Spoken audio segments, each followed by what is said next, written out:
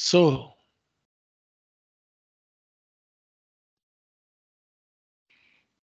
qui connaît le sujet du jour? On ne sait jamais, hein. Peut-être que la nuit, quelqu'un a une révélation. Voilà, non, c'est pas le cas. Ce qui m'arrange fortement. La postérité divine.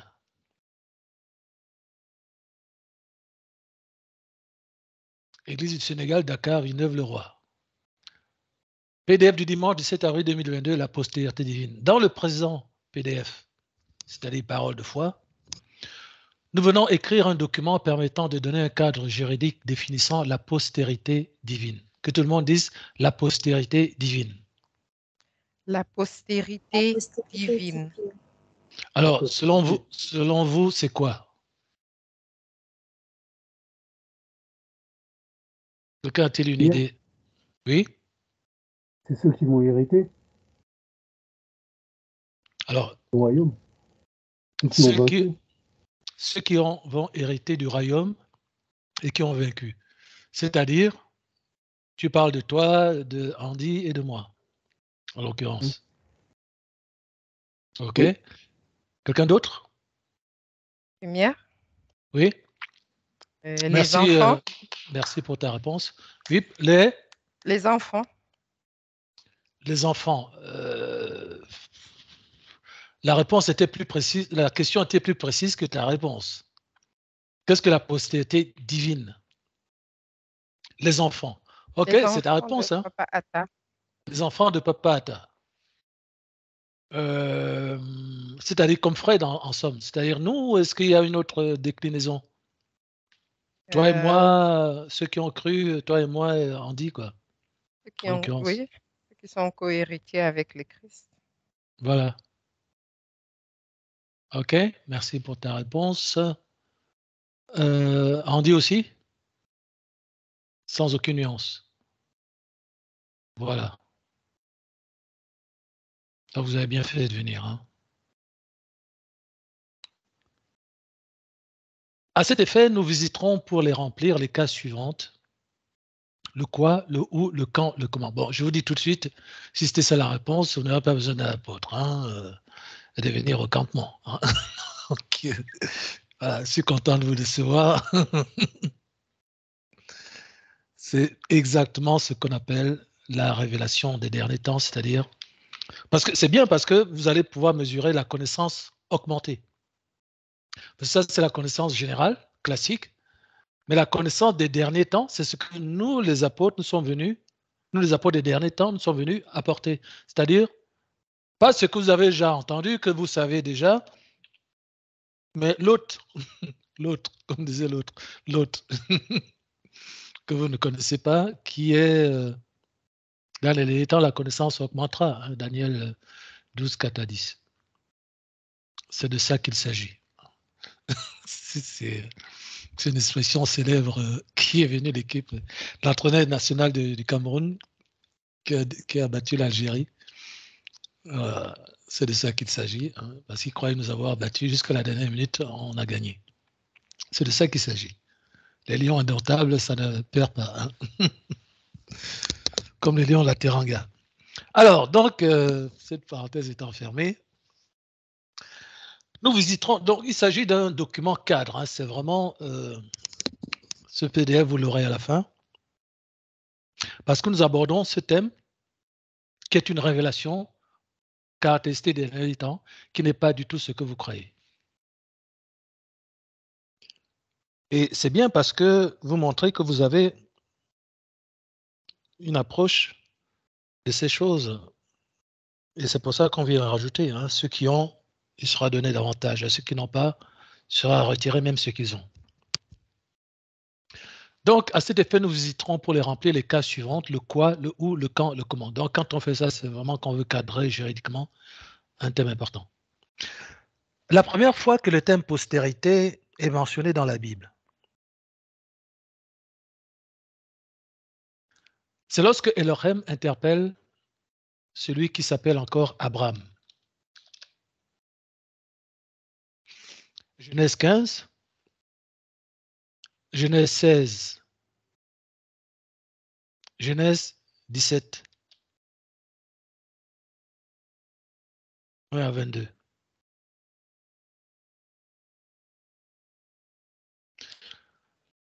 Nous allons commencer la lecture de Genèse 15. Qui veut lire? Voilà. Qui veut lire, lève la main. Yeah. You go ahead.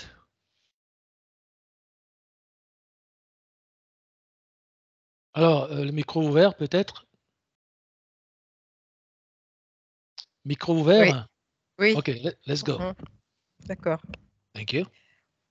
Après ces événements, la parole de l'Éternel fut adressée à Abraham dans une vision, et il dit, Abraham, ne crains point, je suis ton bouclier et ta récompense sera très grande.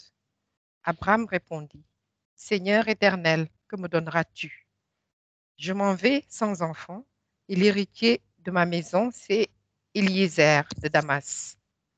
Et Abraham dit, voici, tu ne m'as pas donné de postérité, et celui qui est né dans ma maison sera mon héritier.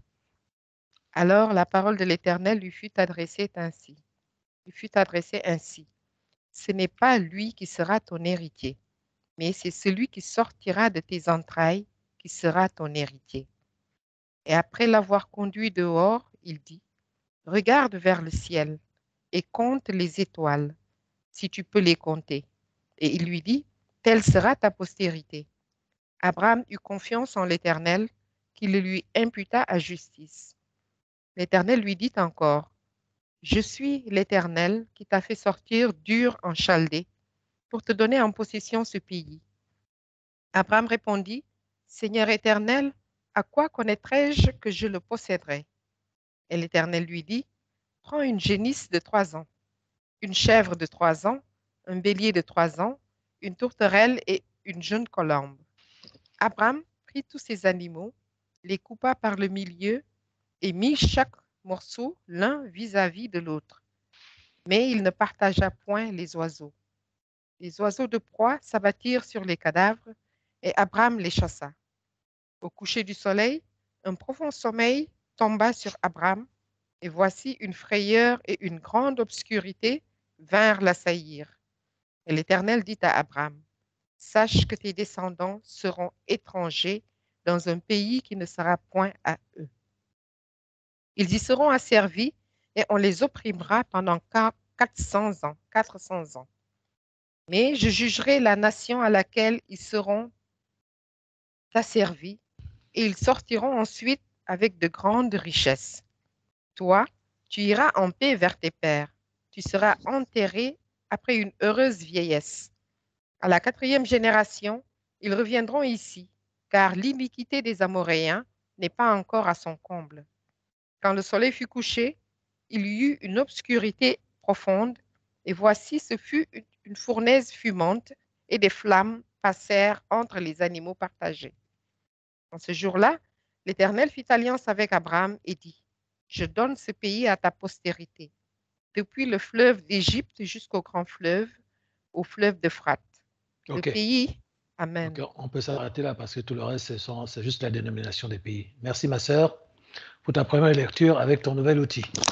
Amen, merci Seigneur. Il n'y a plus de monte, un peu non, descend, voilà, tout ça c'est fini. Le Seigneur est miséricordieux. Hein? Donc, voilà, le terme postérité. Je voulais dire Amen et même les lunettes. Même les lunettes. Alors, raconte un peu. C'est-à-dire qu'avec l'ordinateur, tout simplement, tu vois mieux? Gloire au Seigneur. Oui, je vois avec l'ordinateur, sans problème. Merci Seigneur. Merci Seigneur. Voilà, donc la bénédiction de l'Éternel vraiment enrichit. Hein, et il n'a fait suivre d'aucun chagrin.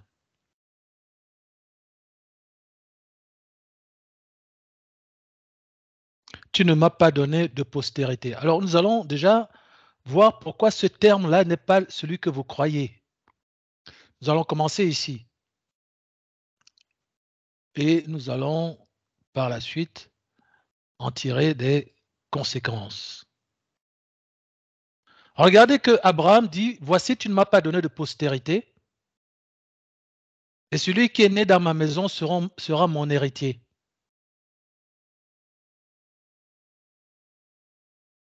Alors la parole de l'Éternel lui fut adressée ainsi, ce n'est pas lui qui sera ton héritier, mais c'est celui qui sortira de tes entrailles qui sera ton héritier.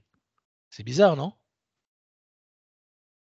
Voilà, on entre dans le domaine, on n'est plus dans le domaine de la raison, hein, du raisonnement, de la raison humaine là. Là, ça devient un peu bizarre. Maintenant, regardez la suite.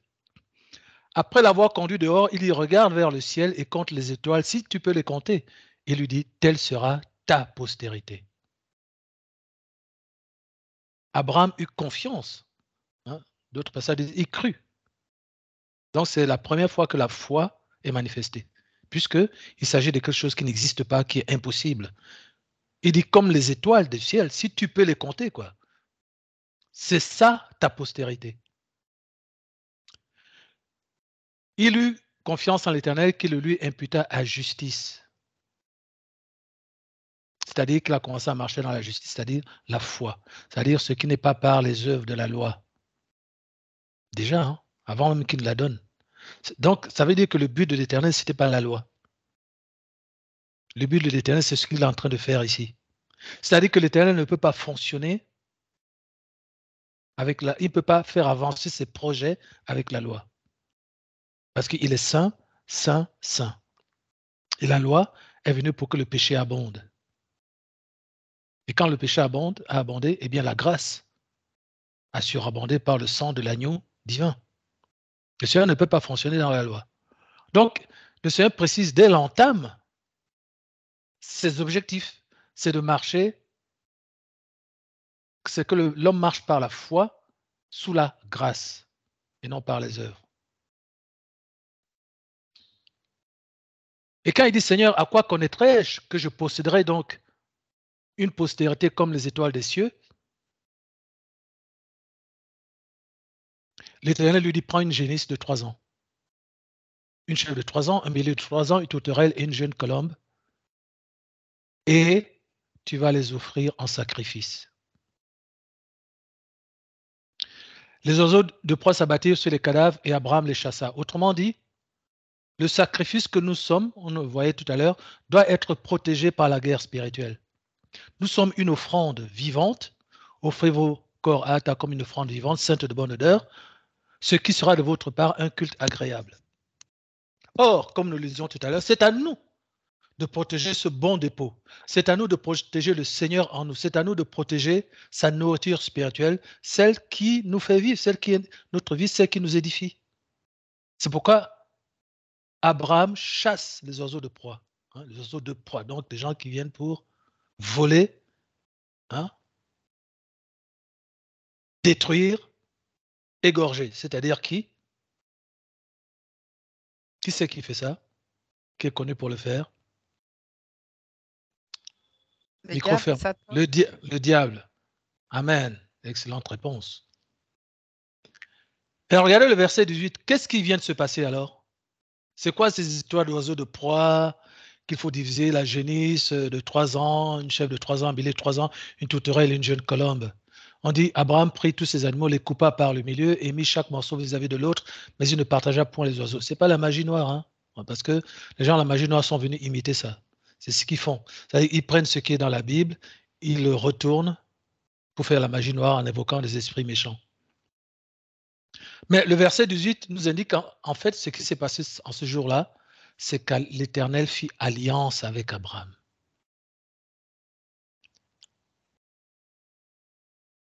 Et c'est à la suite de cette alliance qui dit, je donne ce pays à ta postérité. Ça fait quand même, hein, ça se complexifie là, cette histoire. On a commencé avec comment tu m'as pas donné d'enfants, je m'en vais sans enfants, ok?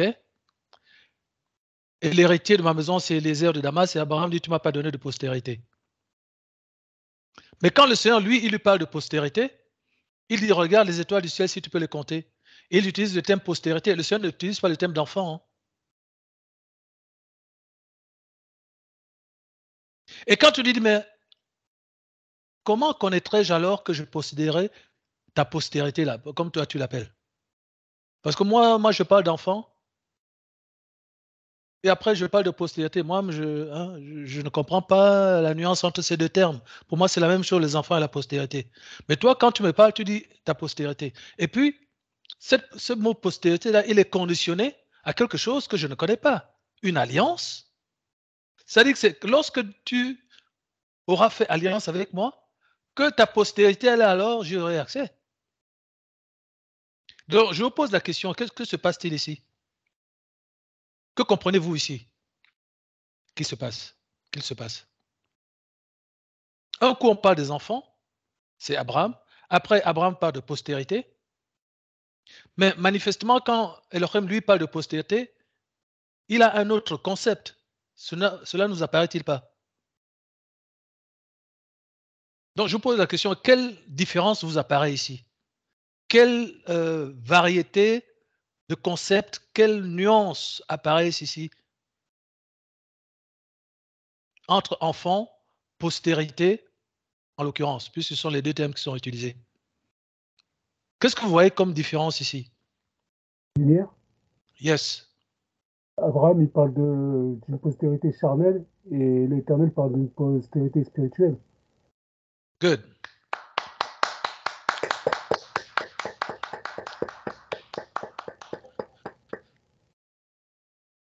Quelqu'un d'autre voulait intervenir? Et cette postérité spirituelle, comment est-elle acquise? Fred.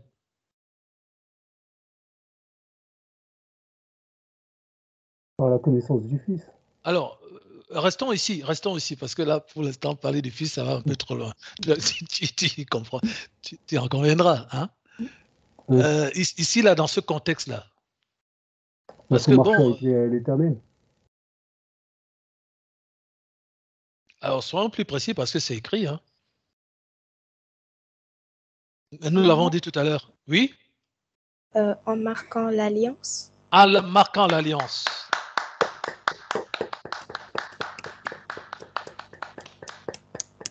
Donc, Fred a commencé à dire de manière juste, que la nuance, la différence est liée au fait que Abraham parle, lui, d'enfant selon la chair, tandis que l'Éternel parle. Tu as dit quoi, Fred, de postérité ou d'enfant? De postérité spirituelle. Voilà, de postérité spirituelle, tandis que Abraham, lui, parlait de postérité selon la chair, et Andy a apporté une précision, selon laquelle c'est par le moyen d'une alliance que cette postérité sera acquise. Autrement dit, la postérité de l'Éternel s'inscrit dans un cadre juridique qui s'appelle l'alliance avec l'Éternel. Et c'est là que on peut ajouter ce que tu as dit tout à l'heure, l'évêque, c'est-à-dire que effectivement, il s'agissait de marche. Il s'agira, par cette alliance, de marcher dans les voies de Elohim. C'est ça que signifie l'alliance. C'est une alliance en vertu de laquelle l'homme devra marcher d'après les voies de Elohim. D'accord? Donc, c'est déjà très intéressant, n'est-ce pas, de vérifier qu'il y a déjà une nuance ici entre le mot enfant et le mot postérité, que le mot postérité dans la bouche de l'homme, en fait, signifie les enfants. On est d'accord ou pas? Et en l'occurrence, les enfants de la chair. Mais le mot postérité dans la bouche de l'Elohim signifie une postérité qui est le résultat d'un cadre juridique qui s'appelle l'alliance, d'un contrat. Autrement dit, il y a une postérité qui n'est acquise que par l'observation ou par la mise en œuvre ou par la soumission aux voies de Elohim. Donc, on voit qu'il y a déjà deux genres de postérité, si on s'en tient à vos mots. Et on va voir qu'en fait, le thème de postérité ne peut même pas être associé à celui des enfants. On va voir ça tout à l'heure. Mais déjà, on peut le voir ici. Parce qu'Abraham parle d'enfant quand il parle de postérité, n'est-ce pas? Mais l'Éternel, lui, il ne parle pas d'enfant, il parle de postérité. Ce que je suis en train de vous suggérer par le Saint-Esprit, c'est que la postérité est un terme juridique qui désigne des êtres humains produits par une alliance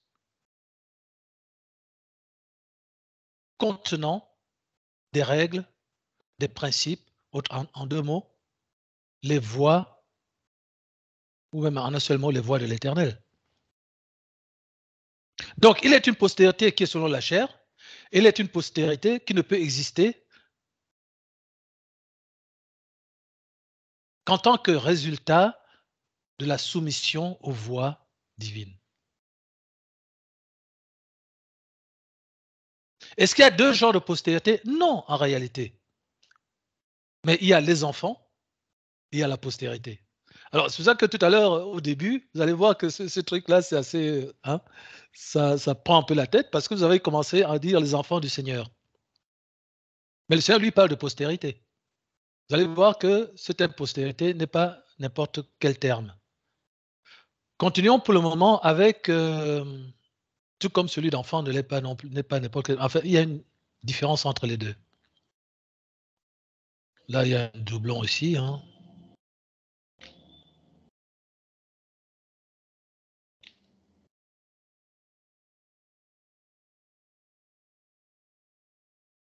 Page bloquée. Thank you.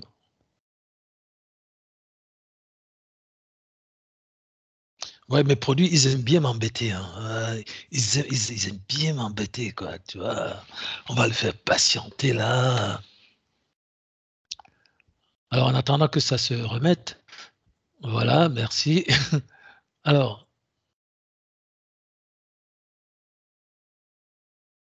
là, j'utilise quoi? OpenOffice Writer. OK.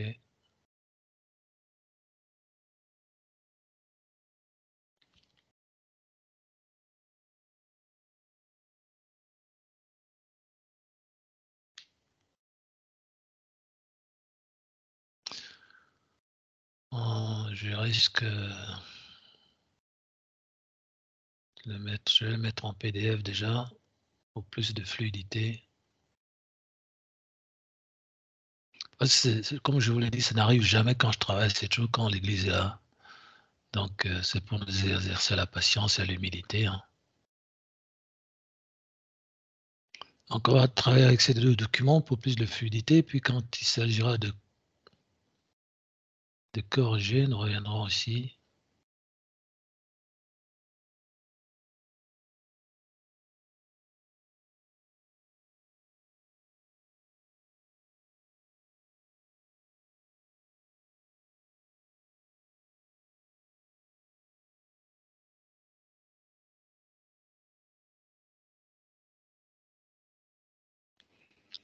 You should love your enemies, ayo.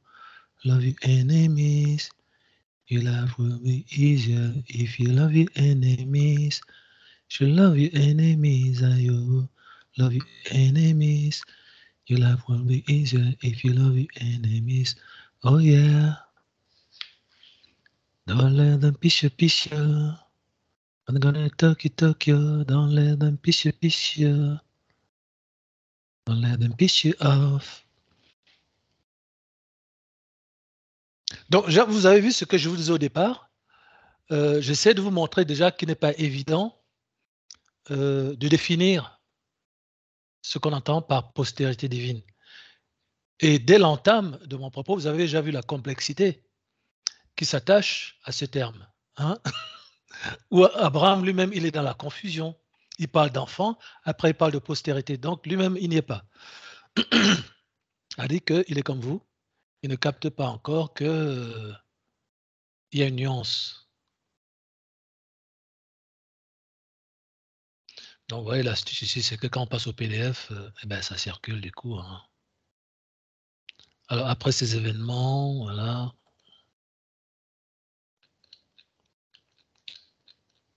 Non, nous passons à Genèse 16 normalement.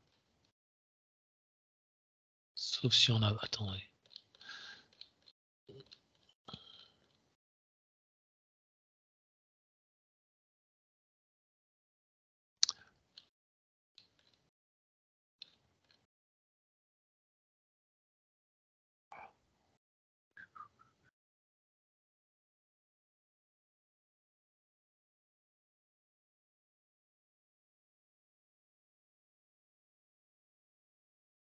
On va vérifier. Genèse chapitre 16, que nous dit-il?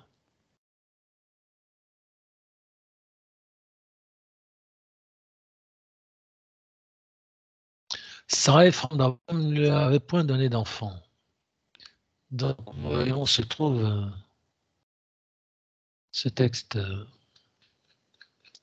dans notre document.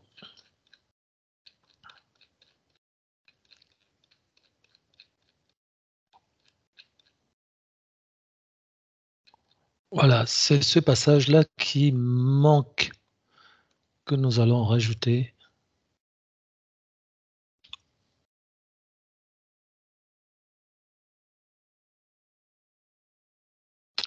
Genèse chapitre 16.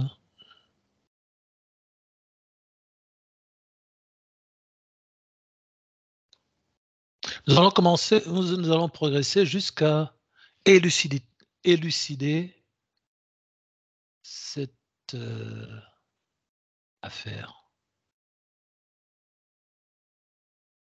cette enquête.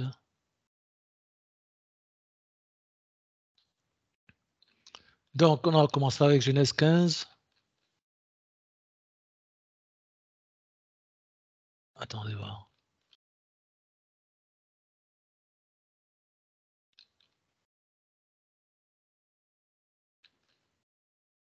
Donc, ben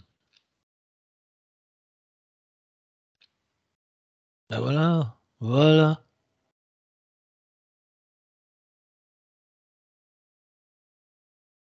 C'est étrange, hein? Ça se termine ici. En ce jour-là, l'Éternel fit avec Abraham, alliance avec Abraham, il dit, je te donne ce pays à ta postérité.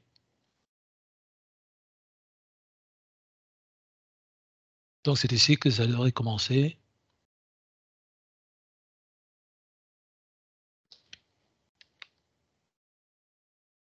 Ici, nous mettons donc Genèse 16.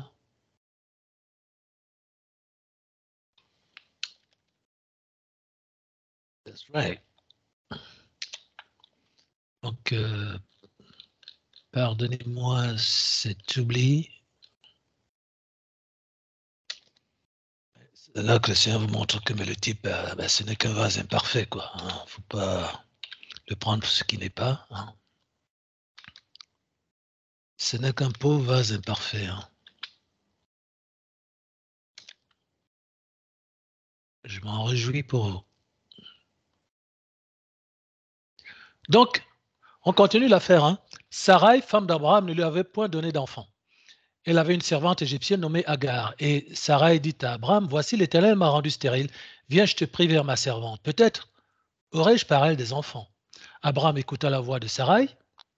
Alors Sarai, femme, vous voyez, elle aussi, elle est dans l'histoire des enfants, n'est-ce pas? Parce qu'elle sait que Elohim a demandé à Abraham, a indiqué à Abraham qu'il va avoir des enfants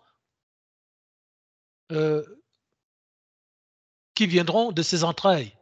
Mais qui viendront de ses entrailles, nécessairement, ça veut dire qu'ils viendront de Sarai, puisqu'il est marié à Sarai et pas à Agar, on est d'accord? Allô? Oui, Voilà. Donc, Abraham n'a aucune idée que ce sera avec Agar. C'est pour ça qu'on dit qu'il a cru, parce qu'il savait que l'Éternel parlait nécessairement de Sarai. C'est Sarah qui va introduire Agar, hein, qui va commencer les problèmes. Parce qu'elle, elle est incrédule. Et elle aussi, elle parle d'enfants. Écoutez bien, elle parle d'enfants, tandis que l'Éternel parle de postérité. Vous voyez là, vous abordez ce sujet-là comme vous ne l'avez jamais abordé. On vous montre des choses que vous ne voyez pas. Bon, peut-être que là, vous dites que non, il exagère, mais attendez, vous allez voir la suite.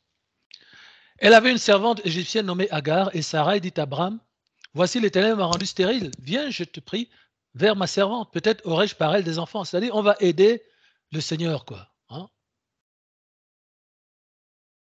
On va aider. Non, on n'aide pas le Seigneur. C'est le Seigneur qui est puissant. Toi, tu es juste là pour exécuter. Va, je te prie vers ma servante, peut-être aurais-je par elle des enfants. Abraham écoutait Sarai, écouta la voix de Sarai. Alors Sarai, femme d'Abraham, prit Agar, l'Égyptienne, sa femme, sa servante, et la donna pour femme à Abraham, son mari. Après qu'Abraham eut habité 10 années dans le pays de Canaan, il alla vers Agar et elle devint enceinte. Quand elle se vit enceinte, elle regarda sa maîtresse avec mépris. Et Sarah dit à Abraham, l'outrage qui m'est fait retombe sur toi. Donc c'est elle qui lui a dit, va prendre ma servante. Hein. Voilà. J'ai mis ma servante dans ton sein, et quand elle a vu qu'elle était enceinte, elle m'a regardé avec mépris. Que l'Éternel soit juge entre moi et toi. Abraham répondit à Sarai, voici, ta servante est à ton pouvoir. Agis à son égard comme tu le trouveras bon. Ne prends pas la tête, quoi. Hein? Alors Sarai la maltraita. Et Agar s'enfuit loin d'elle. L'ange de l'Éternel la trouva près d'une source d'eau dans le désert, près de la source qui est sur le chemin de Shur. Il dit à Agar, servante de Sarai, d'où viens-tu et où vas-tu? Ça, c'est juste pour te faire réfléchir, entamer une conversation. Elle répondit, je fuis loin de Sarai, ma maîtresse. L'ange de l'Éternel lui dit, retourne vers ta maîtresse et humilie-toi sous sa main. L'ange de l'Éternel lui dit, je multiplierai ta postérité. Tiens, vous voyez, regardez, je multiplierai ta postérité et elle sera si nombreuse qu'on ne pourra la compter.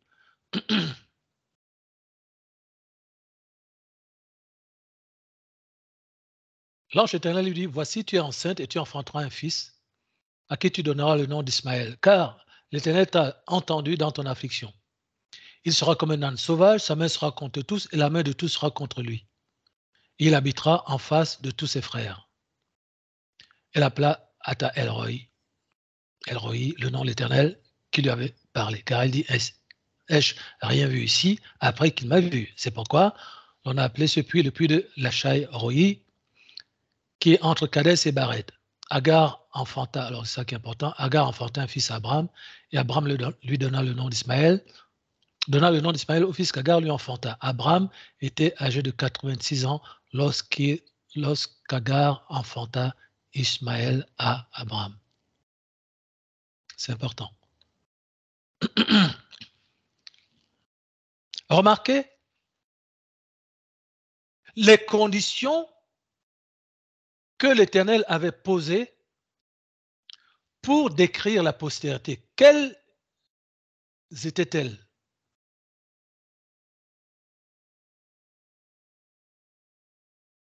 Pourquoi? Parce que l'ange dit ici, je donnerai une postérité.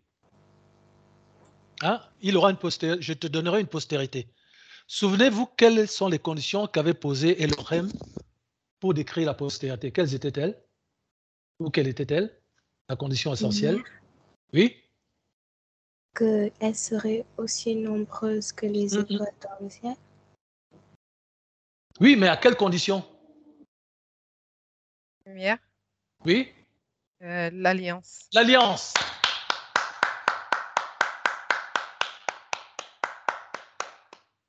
Donc, il y a un problème ici.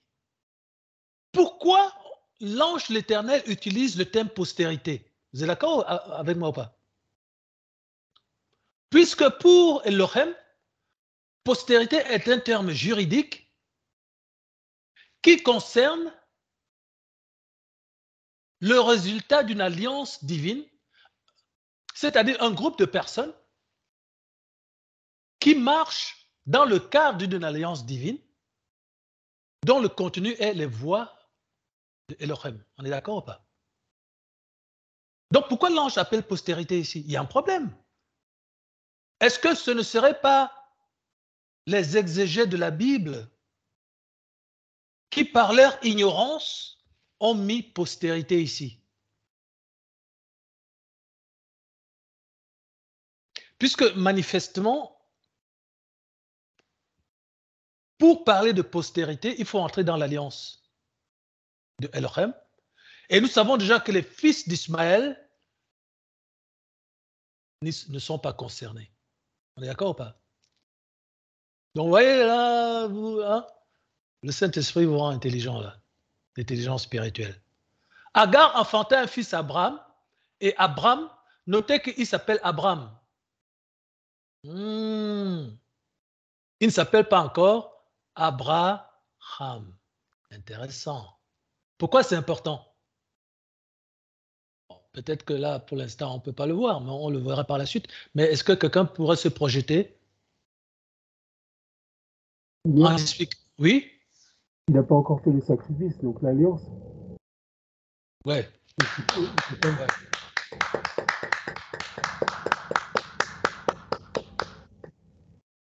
Mais plus exactement encore, le Seigneur va appeler Abraham lorsqu'il lui dira que tu es le père d'une postérité aussi nombreuse que les étoiles de la mer, passant par cette alliance.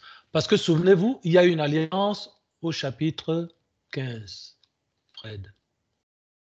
En ce jour-là, l'Éternel fit alliance avec Abraham. Mais tu as raison parce que le résultat de cette alliance, c'est que Abraham va devenir père d'une postérité aussi nombreuse que les étoiles du ciel et qu'il va s'appeler Abraham à cause de l'alliance. C'est pour ça que je te donne raison.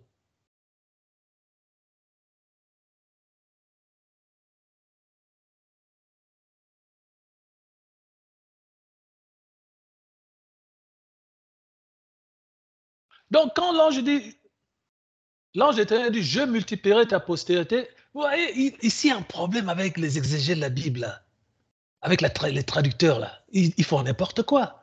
L'ange ne peut pas donner la postérité à Abraham, on est d'accord ou pas? C'est pas lui qui fait ça. L'ange, l'Éternel lui dit, je multiplierai ta postérité. D'où les anges s'occupent de multiplier la postérité des hommes. D'où les anges se mêlent de la postérité.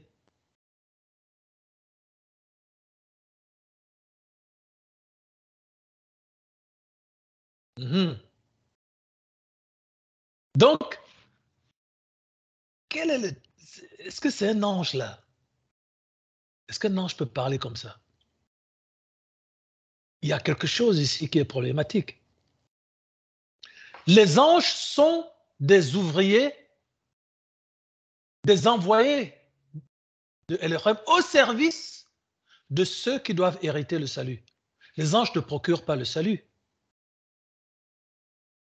Les anges ne créent personne. Les anges ne peuvent pas te donner une postérité, qu'elle soit naturelle ou surnaturelle. Donc il y a un problème déjà ici avec le verset 10. Soit tu écris, l'ange lui déclara de la part de l'Éternel, ou l'ange dit, l'Éternel multipliera ta postérité, ou alors c'est l'Éternel qui lui apparaît et qui parle. D'ailleurs, regardez ce que regardez le témoignage de Agar elle-même.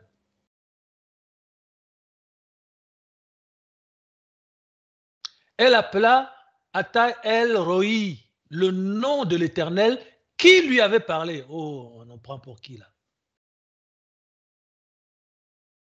Hein? Le nom de l'Éternel qui lui avait parlé. Vous suivez l'affaire ou pas? Donc c'est l'Éternel qui lui avait parlé. Pourquoi on dit que c'est l'ange alors? Ce qui confirme ce que nous disions. C'est-à-dire que ce n'est pas l'ange qui lui parle, c'est bien l'Éternel. C'est le témoignage de la femme, c'est elle qui a vu, c'est elle-même qui a vu qui parle. Elle-même, elle sait ce qu'elle a vu. Elle dit c'est l'Éternel. Le nom, effectivement, Atta. Ouais, nous, on a ce nom en langue, Atta. Elle, voilà, le elle. Roi, hein, ou le roi, hein, le roi des rois, le père des pères. Ça peut être le roi des rois, ça peut être aussi, voilà, c'est Elohim. Parce que Elohim, c'est trois personnes, c'est le Père, le Fils et le Saint-Esprit. Donc c'est Elohim qui parle. Dans Atta El Roi, il y a le Père, il y a le Fils.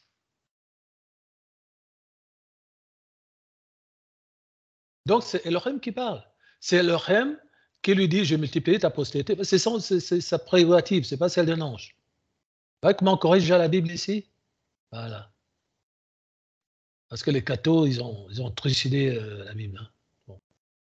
Ai-je rien, même témoin a dit, ai-je rien vu ici, dit ici, après qu'il m'a vu. C'est pourquoi on a appelé ce puits le puits de l'Achai Roi, qui est entre Kadès et Baret. Donc, en fait, il s'agit de postérité, il s'agit de Elorem. Mais on va voir que le mot postérité ici est sujet à caution. Puisque l'évêque nous l'a dit, la postérité, c'est un terme juridique qui suppose une alliance contenant les voies de Elorem, dans lesquelles ne marchent ni Agar, ni ses enfants, c'est-à-dire les Arabes, qui seront en fait les ennemis d'Israël. Ce n'est pas du tout la lignée, puisqu'on va voir, vous le savez déjà, hein, que la lignée, ce n'est pas Ishmaël, pas la lignée. Donc, il n'y a pas... donc, même le terme de postérité ici est sujet à caution. On peut dire, plutôt, je multiplierai... Qu'est-ce qu'on peut mettre comme terme alors? Allez-y. Vous êtes des saints. Lumière. Oui? Descendance. Yes. Voilà, ma sœur. Là, on entre dans la révélation. Là. Vous voyez, c'est-à-dire que le Saint-Esprit est venu vous montrer qu'il y a une nuance entre ces termes-là, que ce n'est pas n'importe quoi. C'est ça la dimension juridique, hein, et aussi apostolique. Hein. C'est-à-dire qu'il faut une grande précision. Chaque terme a un sens précis. Enfin, chaque terme a un sens. Donc, la descendance, ce n'est pas la postérité. La postérité, ce n'est pas juste les enfants. C'est compliqué, mais ça ne l'est pas. Hein, si on décide que ça ne l'est pas. On va voir la suite. Et elle sera si nombreuse qu'on ne pourra la compter. Donc, c'est un peu les mêmes caractéristiques qui entourent la promesse faite à Abraham. On ne pourra la compter. Mais manifestement, sur un plan juridique, on ne peut pas appeler ça postérité. Verset 17. Lecture de la diaconesse. Jusqu'au 12. Lorsqu'Abraham fut âgé de 99 ans, l'Éternel apparut à Abraham et lui dit, « Je suis le El Tout-Puissant. Marche devant ma face et sois intègre. J'établirai mon alliance entre moi et toi et je te multiplierai à l'infini. » Amen. Abraham, alors, un Amen. point ici. Si on fait un point ici, qu'est-ce qu'on retrouve? On retrouve la définition de la postérité. La postérité. Une alliance en vertu de laquelle je te multiplierai à l'infini. Et nous disons que ça, c'est la définition de la postérité.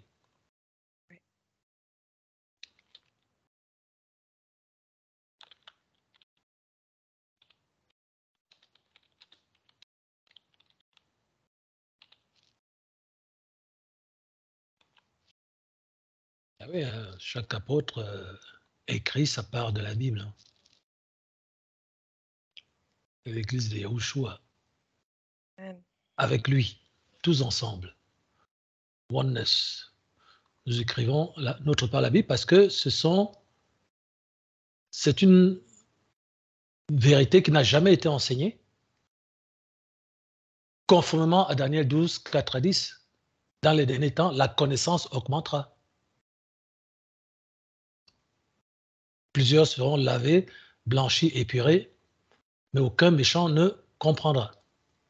Donc, il est un modèle du salut qui est réservé aux derniers temps, que seule l'Église de la fin des temps peut écrire, parce que c'est scellé pour toutes les autres saisons, en vue de celle de la fin. Donc, nous continuons. Oui. Abraham tomba sur sa face et Atta lui parla en disant, « Voici mon alliance que je fais avec toi. Tu deviendras père d'une multitude de nations. On ne t'appellera plus Abraham, mais ton nom sera Abraham. » Abraham, voilà. Voilà, donc ça c'est ce que l'évêque avait anticipé. C'est en vertu de cette alliance que son nom va devenir Abraham, c'est-à-dire père d'une multitude de nations. Je signale que Abraham veut dire père élevé. Mais Abraham, hein, voilà, il y a le suffixe divin là, le H là, c'est ça la dimension divine. La dimension divine. La postérité, quel était le titre de notre thème? La postérité divine. Alléluia. Voilà, je t'applaudis par amour, hein, parce que le thème est écrit, mais je t'applaudis parce que ici, il y a une révélation. Abraham veut dire divin. Abraham signifie père élevé. Abraham, c'est la divinité qui est associée à l'homme dans la multiplication, dans la production d'êtres humains. Vous voyez, j'évite l'écueil consistant à dire d'enfants. C'est à dessein, vous allez comprendre, parce que ce n'est pas non plus la même chose. Puisque les enfants, on l'a vu, c'est selon la chair. La postérité divine que nous avons annoncée au départ commence donc à prendre ici son visage. En quoi la postérité est-elle donc divine? Et vous verrez qu'il y a une autre couche, mais acceptons déjà celle-ci. Et il persiste dans la description de la postérité. Et j'ai dit divine, c'est presque un pléonasme, parce que vous comprenez pourquoi. Mais au départ, si on dit juste postérité, vous allez voir que vous serez dans la même confusion que Abraham au départ, n'est-ce pas? C'est-à-dire vous allez penser aux enfants. Mais maintenant, on comprend que c'est un pléonasme de dire postérité divine, puisque une postérité est nécessairement divine par son cadre juridique. Et d'ailleurs, la définition continue ici. Vas-y, ma sœur. Je te rendrai fécond à l'infini, je ferai de toi des nations, et des rois sortiront de toi. Voilà, on continue. Je ferai de toi, toi seul, hein, je ferai de toi des nations, et des rois sortiront de toi. Alors, je ne sais pas, je vais vous poser une question pour voir si quelqu'un est déjà capable de se projeter dans là où on va finir, en fait. Continue ici, ma sœur. J'établirai mon alliance entre moi et toi, et tes descendants après toi, selon leur génération. Ce sera une alliance perpétuelle, en vertu de laquelle je serai ton aile et celui de ta postérité après toi. Je te donnerai et à tes descendants après toi le pays que tu habites comme étranger, tout le pays de Canaan, en possession perpétuelle, et je serai leur aile. Amen. Amen. Ouais, la définition continue de ce qu'est la postérité, je souligne ici.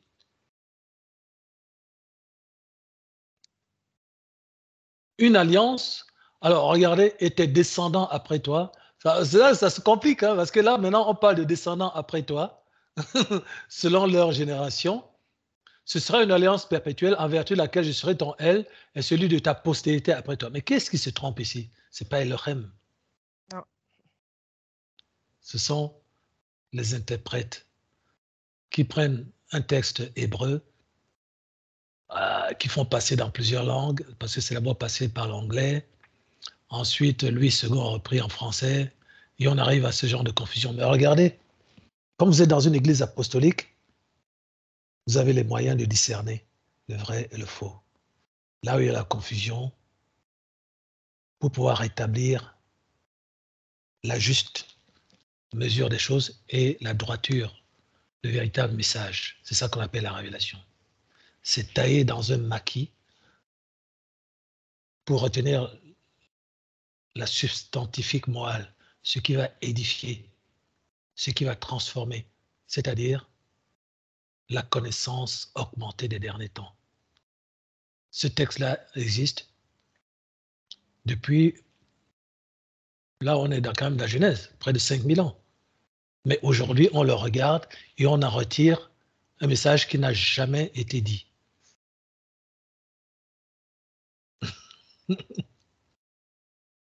C'est ça le miracle de la révélation. On prend un texte qui est étudié depuis 5000 ans et on en sort quelque chose qui n'a jamais été dit depuis qu'on l'étudie. La Bible parle de ce qui est révélé aux saints apôtres dans les derniers temps. D'où la nécessité, l'importance des apôtres des temps de la fin. Parce qu'ils seront munis d'un message original. J'établirai mon alliance entre moi et toi. Moi et toi. Et toi et moi,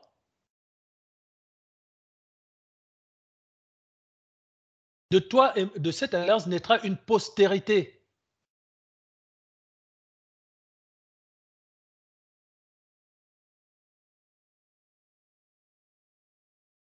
Après toi. Je te donnerai et à tes descendants. Voilà, ça c'est encore un mot étrange. On va voir pourquoi ce mot-là n'est pas juste. Vous allez voir. Le pays que tu habites comme étranger, tout le pays de Canaan, en possession perpétuelle. Et je serai leur aile. Vous voyez comment ça se chevauche ici, le vrai et le faux se chevauchent. Les descendants humains ne peuvent pas être perpétuels.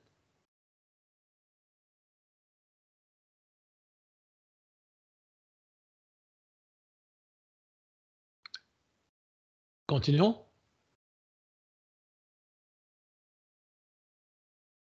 Verset 9. Atta dit à Abraham, toi, tu garderas mon alliance, toi et tes descendants après toi, selon leur génération. C'est ici mon alliance que vous garderez entre moi et vous et ta postérité après toi. Tout mâle parmi vous sera circoncis, vous vous circoncirez et ce sera un signe d'alliance entre moi et vous.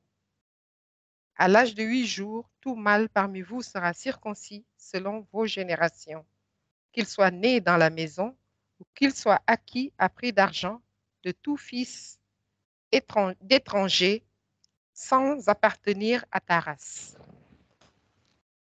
On devra circoncire celui qui est né dans la maison et celui qui est acquis à prix d'argent, et mon alliance sera dans votre chair une alliance perpétuelle.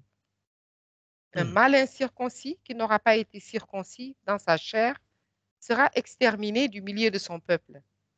Il aura violé mon alliance. Atta dit à Abraham, tu ne donneras plus à Sarai, ta femme, le nom de Sarai, mais son nom sera Sarah. Je la bénirai. Pourquoi?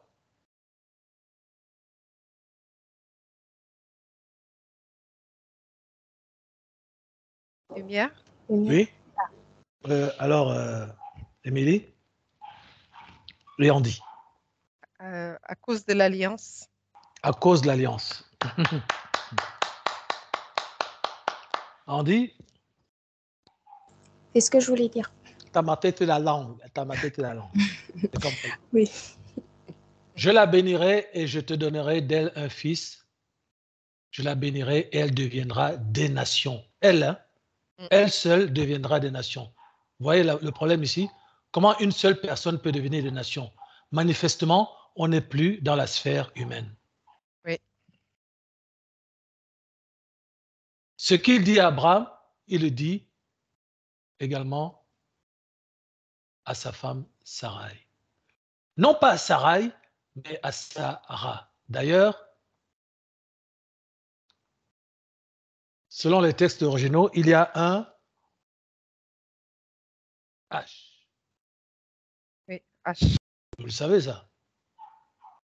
Même les filles juives aujourd'hui, quand elles s'appellent Sarah, il y a un H, n'est-ce pas? Ça n'existe pas un H. Vous voyez, c'est n'importe quoi ce qu'ils ont mis dans la Bible la plupart du temps.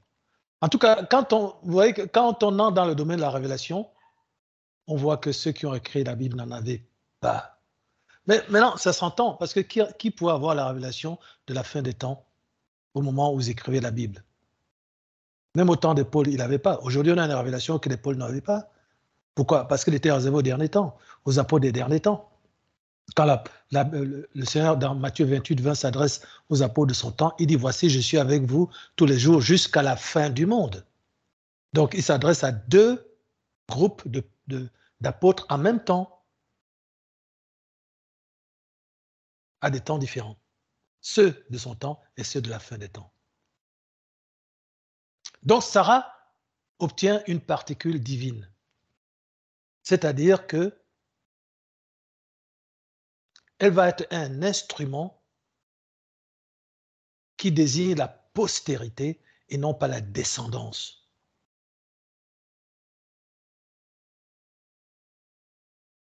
Alors regardez ici le conflit qui commence. Continue au verset 16, ma sœur, reprends. Si tu t'es arrêté là. Ici. Je la bénirai et je te donnerai d'elle un fils. Je la bénirai et elle deviendra des nations. Des rois de peuples sortiront d'elle. Abraham tomba sur sa face. Il rit et dit en son cœur, naîtrait-il un fils à un homme de 100 ans? Et Sarah, âgée de 90 ans, enfanterait-elle? Et Abraham dit à Atta, oh, qu'Ismaël vive devant ta face. Voilà. Alors regardez la confusion qui revient ici. Abraham n'a toujours pas capté. Il n'a pas capté que ce ne sont pas les enfants de la chair dont Elohim parle depuis longtemps. Toi, tu es là, ah, tu m'as pas donné d'héritier, tu m'as pas donné de fils, tu m'as pas donné d'enfant, tu m'as pas donné de postérité. Tu mélanges tout. L'héritier, le fils, la postérité, tu mélanges tout, les enfants, la postérité, la descendance. Et s'y ajoute la confusion de ceux qui ont écrit, qui ont traduit ce texte, qui l'ont mis là. Pourquoi le Seigneur a laissé faire? Il s'en fiche. Il sait que c'est le Saint-Esprit qui enseigne.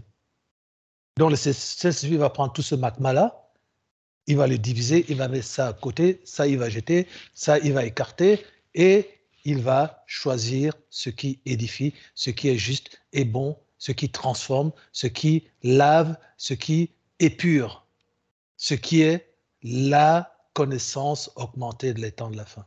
Pas un problème. Donc, le Seigneur laisse faire parce que ceux qui ont le Saint-Esprit, ils verront, ils comprendront, ceux qui ont l'intelligence, donc l'intelligence spirituelle, que dans le Saint-Esprit comprendront, et aucun des méchants ne comprendra. Donc, pourquoi vous voudrez vous dire, vous, que la Bible ne fut pas cachée? Évidemment, elle est cachée, parce que elle n'est pas là pour que les méchants comprennent. C'est le pain des enfants.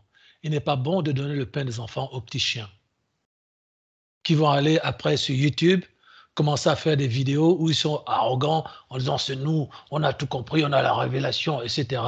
Hein? On est prophétesse. Ou des Jézabel vont s'emparer de la révélation. Aucune de ces Jézabel-là n'enseigne quoi que ce soit, c'est que des conneries. Ah, aujourd'hui, on va parler de la colère. C'est pas bien de se mettre en colère. Hein. Il est écrit ici, hein, la colère de l'homme n'accomplit pas la volonté de Dieu. Il faut pas... Oh. Aujourd'hui, on va parler de la méchanceté. Aujourd'hui, on va parler de la vengeance. L'Éternel m'a parlé. L'Éternel m'a dit, oh. Enseigne ça il y a 5000 ans, c'est toujours valable. Il y a 5000 ans, la colère, la méchanceté, la vengeance. C'est pas pour ça qu'on vient dans l'église illégale. Même le païen sait qu'il ne faut pas se venger, sinon tu vas en prison. Quel est l'homme qui apprend à ses enfants qu'il faut se venger? C'est qu'il veut en faire un homme violent. Voilà, donc c'est pour ça que vous voyez ces choses. Hein. Il ne faut même pas s'en émouvoir. En disant les pères catholiques, blablabla. Ouais, mais c'est comme si tu disais le diable fait le mal, c'est pareil alors. Oui, c'est sa nature. Hein. Alors, regardez maintenant le conflit. Abraham dit qu'Ismaël vit devant ta face. Et regardez comment le Seigneur va remettre les choses maintenant en ordre. Hein, mon petit Abraham, tu n'as pas encore capté. Vas-y, ma sœur, je te laisse cette grâce. Atta dit, certainement, Sarah, ta femme, t'enfantera un fils, et tu l'appelleras du nom d'Isaac.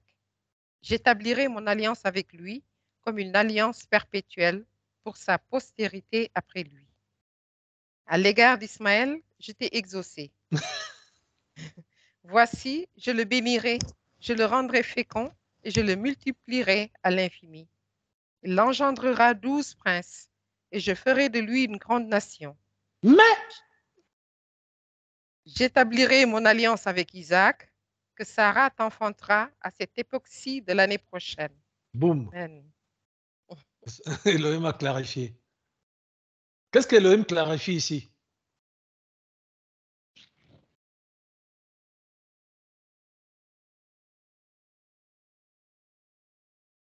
Toi, tu auras une descendance par Agar. Mais Sarah aura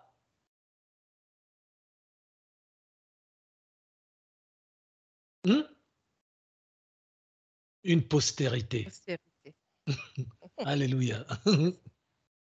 Acclamons Elohim, votre Père.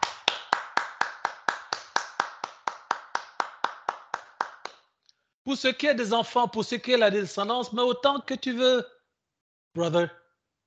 Mais en ce qui concerne la postérité, ah non, là, c'est chasse gardée. Tu peux aller avec n'importe quelle autre femme que tu veux. Si tu veux, tu prends 12 épouses. Mais pour ce qui est de la postérité, une seule, Sarah, avec le H. Là, c'est un autre domaine, mon petit Abraham. Comment ils allaient vivre devant ta face? Oui, certainement. Ta femme. C'est-à-dire, pas Agar. Certainement, Sarah, ta femme, précise-t-il, pas ta servante, vers laquelle ta femme t'a envoyé, on ne sait même pas pourquoi. Pour faire plaisir à l'Éternel, pour aider l'Éternel, pour faire quoi? Parce qu'elle n'a pas cru, parce qu'elle a rigolé, elle a dit, mais attends, tu as vu l'âge que j'ai, je suis stérile, arrête. It's not gonna happen. Certainement. J'insiste. Je mets mon cachet. Ta femme t'enfantera un fils. Sarah, ta femme. Hein, comme si, je ne savais pas que c'était ma femme. Hein. Merci pour la nouvelle.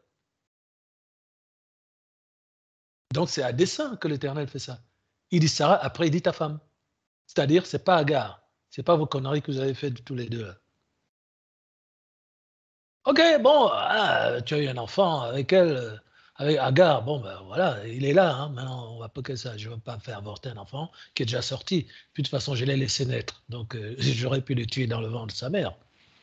Mais c'est pour montrer que il y a la descendance et il y a la postérité. Il y a la lumière, il y a les ténèbres. Il y a la lignée du serpent, il y a la lignée de la femme. Il y a le temple de Hata, il y a les idoles. Gloire au Seigneur. Il y a le bien, il y a le mal. Il y a la vie, il y a la mort. C'est ça que le Seigneur est en train de faire. Il est en train d'enseigner, de projeter l'édification de l'homme qui devrait choisir et se battre pour la vie, pour le bien, pour la justice et pour les voies de Elohim. Face aux ténèbres, face aux mensonges, face à l'injustice, face à la corruption spirituelle, face au péché. Deux lignées, la lignée du serpent, la lignée de la femme. Genèse, chapitre 3.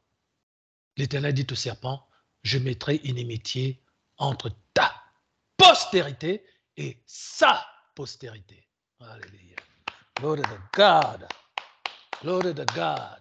Et vient l'implémenter par des exécutants dont les noms sont cités. Ishmaël, la postérité du serpent, Isaac, la postérité de la femme.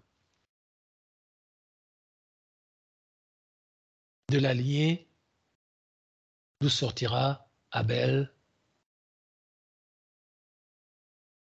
Jéred, Enoch,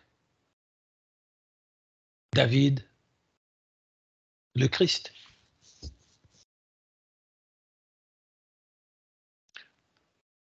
Joseph,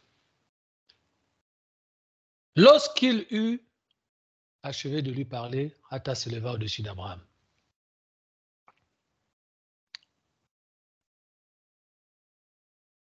Et on peut même continuer, hein. Verset 23. Ce n'est pas un problème. Jusqu'à 27. D'accord.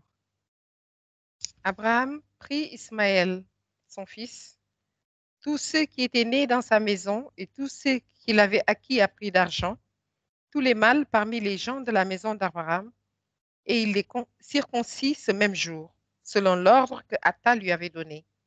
Abraham était âgé de 99 ans lorsqu'il fut circoncis.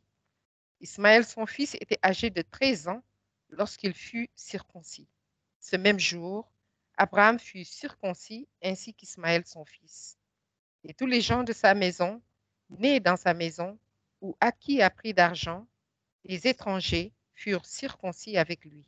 Alors qu'il ne participe pas de la postérité. What does that mean?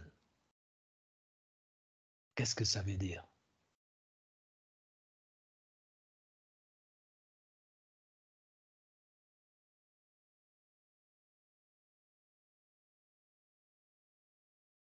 Ça veut dire que la postérité, ce n'est pas les enfants.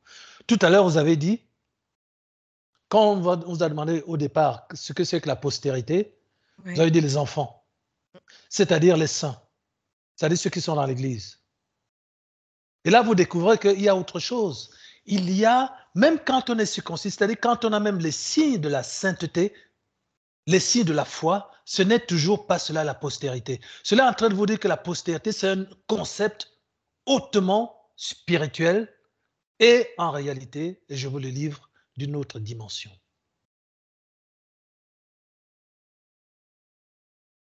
Continuons. Deutéronome 30, 16 à 19. Car je te prescris aujourd'hui d'aimer l'Éternel ton Elle, de marcher dans ses voies et d'observer ses commandements, ses lois et ses ordonnances, afin que tu vives et que tu multiplies et que l'Éternel ton Elle te bénisse dans le pays dont tu vas entrer en possession. Mais si ton cœur se détourne, si tu n'obéis point, et si tu te laisses entraîner à te prosterner devant d'autres ailes et à les servir, je vous déclare aujourd'hui que vous périrez, que vous ne prolongerez point vos jours dans le pays dont vous allez entrer en possession après avoir passé le Jourdain. J'en prends aujourd'hui à témoin contre vous le ciel et la terre. J'ai mis devant toi la vie et la mort, la bénédiction et la malédiction. Choisis la vie afin que tu vives, et toi et ta postérité. Revenons un peu ici. Vous voyez,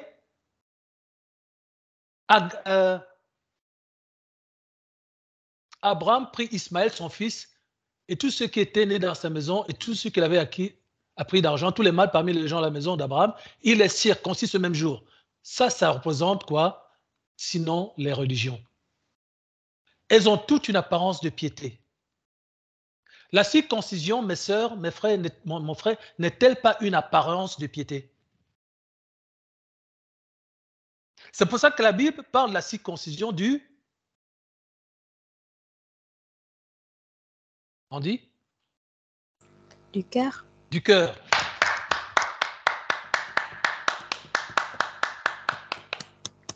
Et tu as commencé ton témoignage, ma chère Andy, avec tous ces religieux autour de toi qui souffrent au nom de leur faux Dieu, au nom de leur religion, en présentant des apparences de piété. C'est le carême, c'est la souffrance, c'est le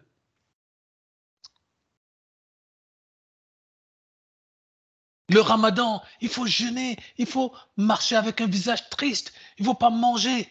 Ils ont des apparences, ils ont la circoncision, mais ils n'appartiennent pas à la postérité. Ils ne connaissent pas les voies d'Elohim, ils les rejettent, ils n'y sont pas soumis. Pourtant, on les appelle des enfants. On les appelle la descendance d'Abraham. Les musulmans ne réclament-ils pas qu'ils sont fils d'Abraham? Oui, mais ils ne sont pas. Ils ne sont pas ça. Postérité. Yes. Non plus d'ailleurs, on va le voir,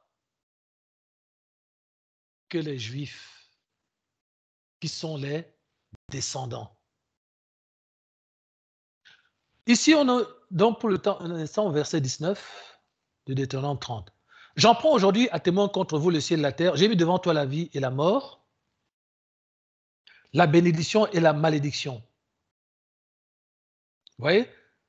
On vous indiquait pourquoi il y a Ishmaël, ligné, et il y a Isaac, ligné. Pourquoi il y a Agar, ligné, et il y a Sarah, ligné. Et on dit que le mont Sinaï qui est en Arabie, c'est Agar. C'est la Jérusalem d'en bas. C'est Agar, c'est l'esclave. Mais la Jérusalem d'en haut, c'est notre mère. C'est Sarah, en quelque sorte. Vous voyez? C'est la plateforme de la postérité divine. Donc, je vous livre déjà, en quelque sorte, les réponses. Choisis la vie afin que tu vives, toi et ta postérité, pour aimer l'Éternel, ton elle. Voilà, toi et ta postérité, pour aimer l'Éternel. Donc, on s'adresse à Abraham, ton elle, pour obéir à sa voix. Donc, là, c'est le contenu, c'est le cadre juridique et son contenu. Aimer l'Éternel, obéir à sa voix, t'attacher à lui. Maintenant, un concept nouveau arrive, car de cela dépend ta vie et la prolongation de tes jours. Et c'est ainsi que tu pourras demeurer dans le jardin que l'Éternel, le pays que l'Éternel a juré de donner à tes pères Abraham, Isaac et Jacob. Maintenant, on vous a dit tout à l'heure que Elohim a promis à Abraham, mais à sa postérité, les nations à venir, à perpétuité. N'est-ce pas? Mais regardez ce qui se passe ici. Deutéronome 31, 1 à 2. Moïse adressa encore ces paroles à tout Israël. Aujourd'hui, leur dit-il, je suis âgé de 120 ans, je ne pourrai plus sortir et entrer. Et l'Éternel m'a dit, tu ne passeras pas ce Jourdain. Elohim avait dit à Abraham, je donne ce pays à ta postérité. Or, tout le peuple d'Israël, sorti de la captivité, est mort dans le désert. Hein? Mais comment se fait-il que, Elohim, tu nous dis que Canaan, les nations du monde sont réservées à la postérité? Et qu'est-ce qui se passe?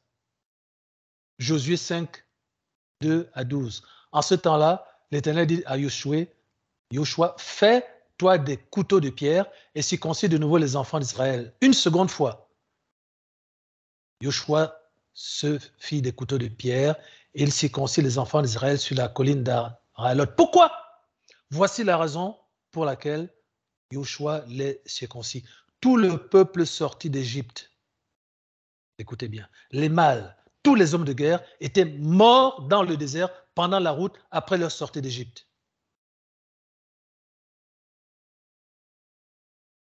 Est-ce que vous suivez l'affaire là? On dit que vous êtes la postérité, ou alors vous êtes les descendants. Mais si on vous a donné Canaan et toutes les nations du monde, pourquoi vous allez tous mourir? Pourquoi ils meurent? Pourquoi meurent-ils? Pourquoi? Parce qu'ils ne sont pas la postérité. Que sont-ils? Les descendants.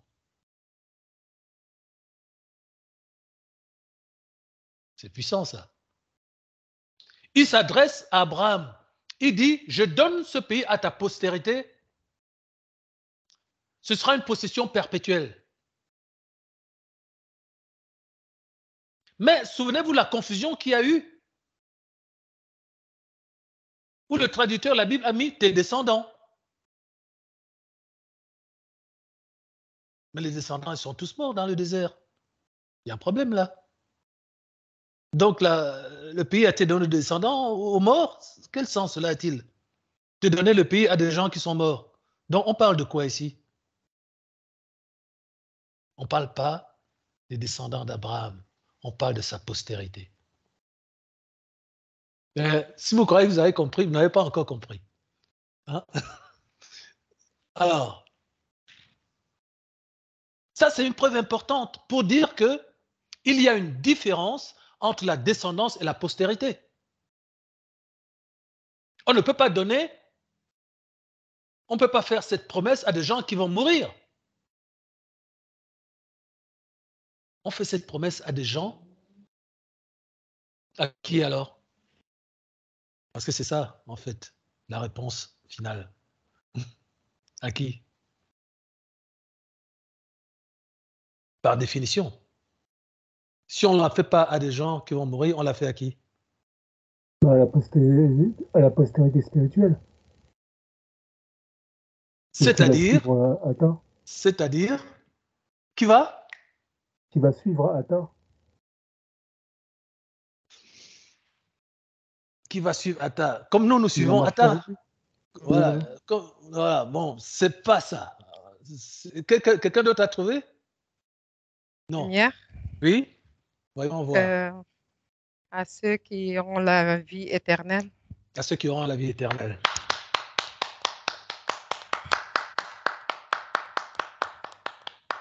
Mais ce n'est pas encore tout à fait ça. Ah oui. Tu brûles, mais il y a encore une autre couche. Voyons voir. Parce que la vie éternelle, est-ce que toi, tu n'auras pas la vie éternelle, ma sœur? Amen. Lumière. Oui, Andy? À ceux qui ne mourront pas. À ceux qui ne mourront pas, ils auront la vie éternelle. C'est la même chose, non? Oui. Tu ne mourras pas, Andy. Voilà. Donc, vous voyez, vous êtes à la même position spirituelle. Vous êtes toujours, vous en êtes à l'église, en fait. C'est-à-dire, ceux qui ont été sauvés, qui ont reçu la vie éternelle, qui sont immortels, c'est nous, ici. Je dis, c'est une moitié de la réponse. Voyons la suite. Ah, parce que vous avez trouvé tout de suite, bon, le reste des pages, on va se coucher. Et puis, l'apôtre, c'est pas grand-chose, en fait. Alors, voyons voir. Donc, ici, nous avons déjà une certitude. C'est qu'il y a une différence entre les descendants et la postérité. Et que, là, c'est la réponse qu'on n'avait pas trouvée, mais ça, c'était une porte que je vous ai ouverte. Puisque la bénédiction ne s'adresse pas à la descendance, elle s'adresse à la postérité. Alors, la postérité, c'est qui? Vous avez dit ceux qui auront la vie éternelle. C'est une moitié de réponse. Alors, regardez. Ce mot postérité, alors, je ne sais pas si on peut continuer avec le texte là, bon, c'est pas très pertinent pour la suite, mais il faut toujours les lire. Ce mot postérité semble contenir une valeur, écoutez bien, qui relève de la puissance divine et non pas des œuvres humaines. On est d'accord jusque-là? C'est-à-dire, c'est ce qu'on a vu, ce n'est pas les enfants selon la chair. Ces écritures contiennent le thème de notre étude de ce jour. Car on y trouve au verset 19 de Deutéronome 30 la phrase « afin que tu vives, toi et ta postérité ». Or, Abraham était déjà en vie depuis une centaine d'années, soit un siècle. Cela est d'autant plus troublant qu'au verset 20, toujours Deutéronome 30, Elohim ajoute une autre phrase contenant l'expression « la prolongation de tes jours ». Voilà, là, je vous en mets une couche. Pourquoi un homme déjà usé de corps et vivant dans la frustration de n'avoir pas eu d'enfant avec une femme stérile et trop âgé pour enfanter, la question vous est posée, voudrait-il prolonger ses jours sur cette terre de ténèbres, de combat et de souffrance? Je vous pose la question. Pourquoi un homme déjà usé de corps et vivant dans la frustration de n'avoir pas eu d'enfant avec une femme stérile et trop âgée pour enfanter, voudrait-il prolonger ses jours sur cette terre de ténèbres, de combat et de souffrance?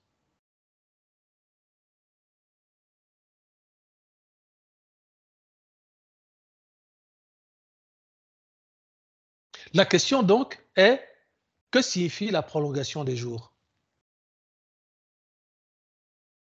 Est-ce que vous, d'abord, vous avez envie de prolonger vos jours sur la terre?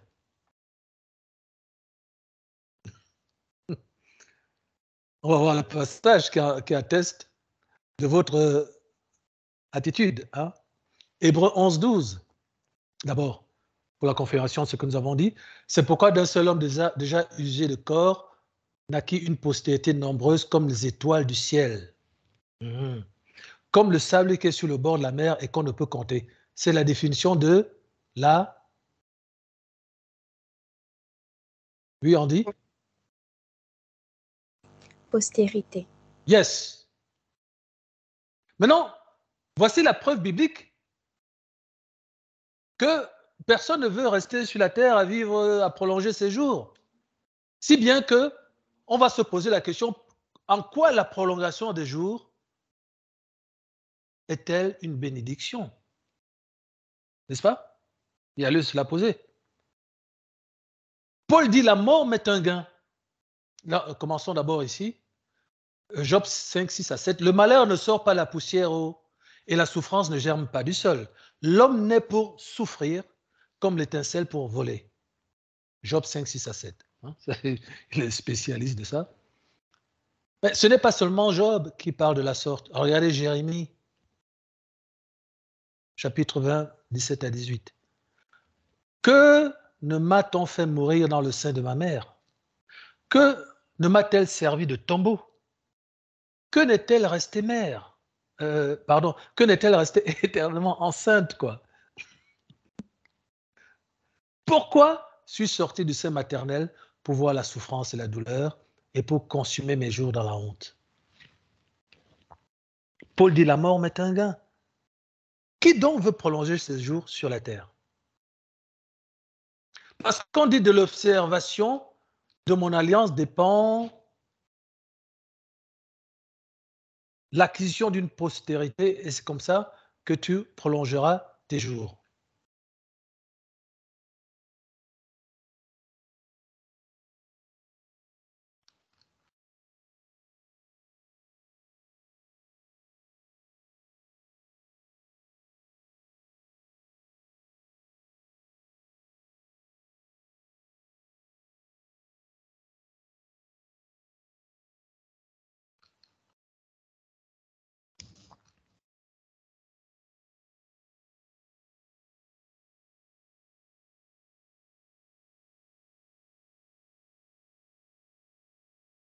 Bon, de toute façon, ce vocable-là, il va revenir à plusieurs reprises, mais bon, on peut déjà quand même regarder ici.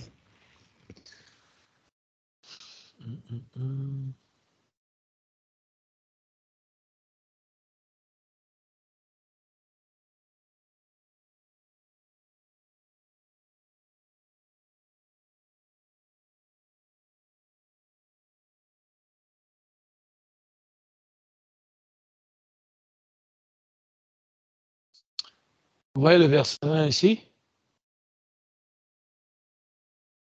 Bon, on peut commencer au verset 19. Ici, c'est Deutéronome 30. J'en prends aujourd'hui à témoin contre vous le ciel et la terre. J'ai mis devant toi la vie et la mort, la bénédiction et la malédiction.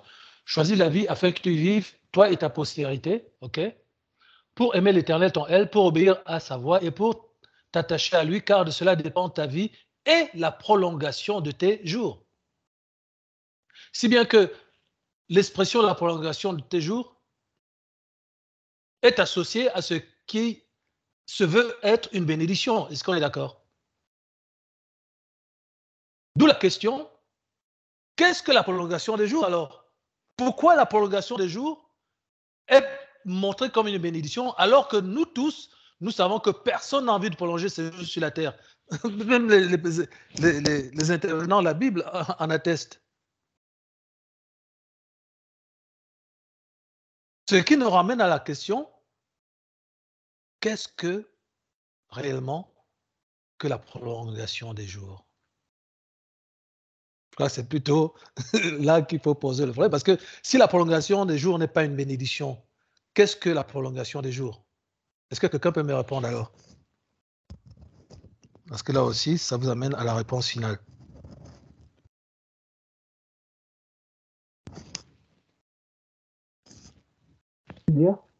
Oui? C'est la vie après la mort. C'est la vie après la mort. Bravo.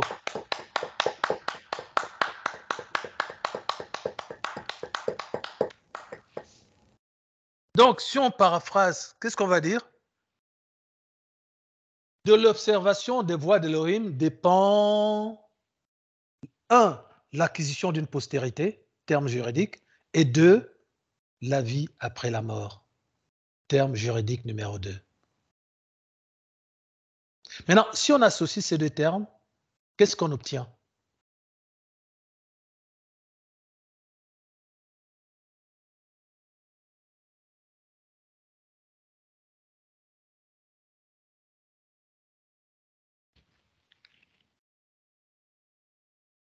La postérité, ça représente ta progéniture, n'est-ce pas? Ça représente tes rejetons. C'est assimilable à ce qui sort de toi, on va dire, pour ne pas parler d'enfant. On est d'accord jusque-là?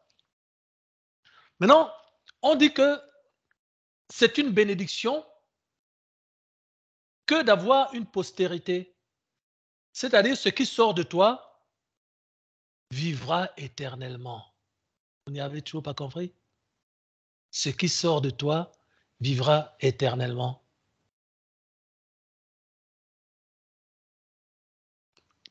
Ah, si vous n'avez pas compris, c'est que c'est bien caché les trucs. Hein? De quoi s'agit-il alors, Fred? Ce qui sort de toi vivra éternellement. On dit ce qui sort de toi vivra éternellement, c'est-à-dire ta postérité. Mais on a dit que ce n'est pas les enfants parce que ce n'est pas les enfants selon la chair. Je suis en train de vous le donner là.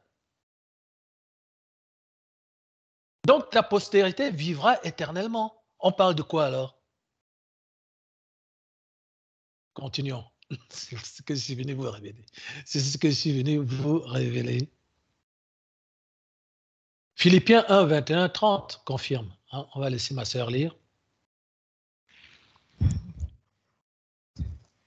Car Christ est ma vie et la mort m'est un gain. Mais s'il est utile pour mon œuvre que je vive dans la chair, je ne saurais dire ce que je dois préférer. Je suis pressé des deux côtés. J'ai le désir de m'en aller et d'être avec Christ, ce qui, de beaucoup, est le meilleur. Mais à cause de vous, il est plus nécessaire que je demeure dans la chair. Amen. Amen. Qu'est-ce qu'il est en train de dire ici?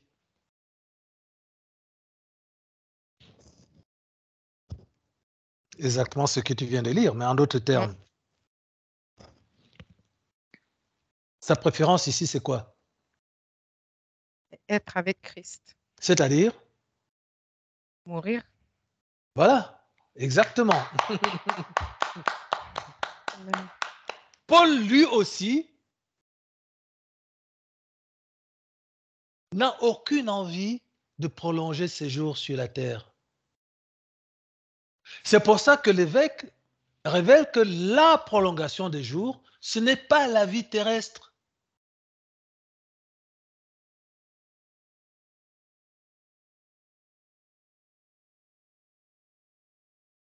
Comment tu l'as décrit déjà, évêque?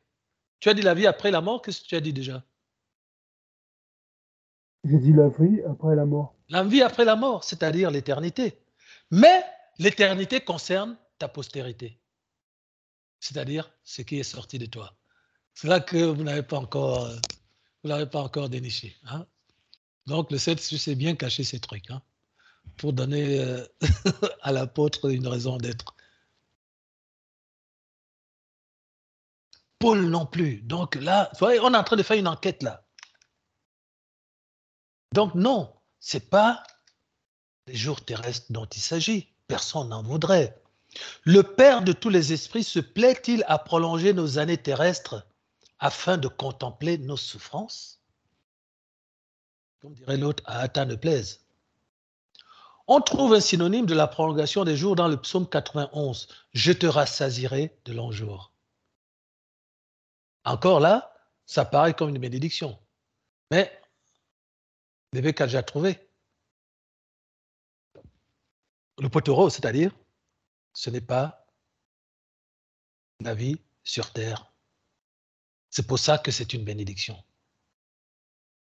Vous voyez la révélation qu'il faut, comment il faut travailler spirituellement pour arriver à découvrir que non, il ne s'agit pas, lorsqu'on parle de la prolongation des jours terrestres. Mais qui savait ça avant?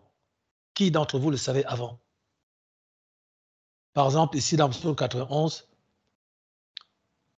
tu feras le sur le dragon, puisqu'il m'aime, je le délivrerai, je le protégerai, puisqu'il connaît mon nom, il m'invoquera, je lui répondrai, je serai avec lui dans la détresse, je le délivrerai, je le glorifierai, je le rassasierai de longs jours et je lui ferai voir mon salut.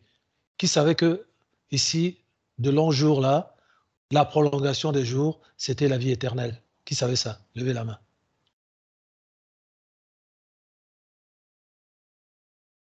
Et voilà, on vous a eu. Hein?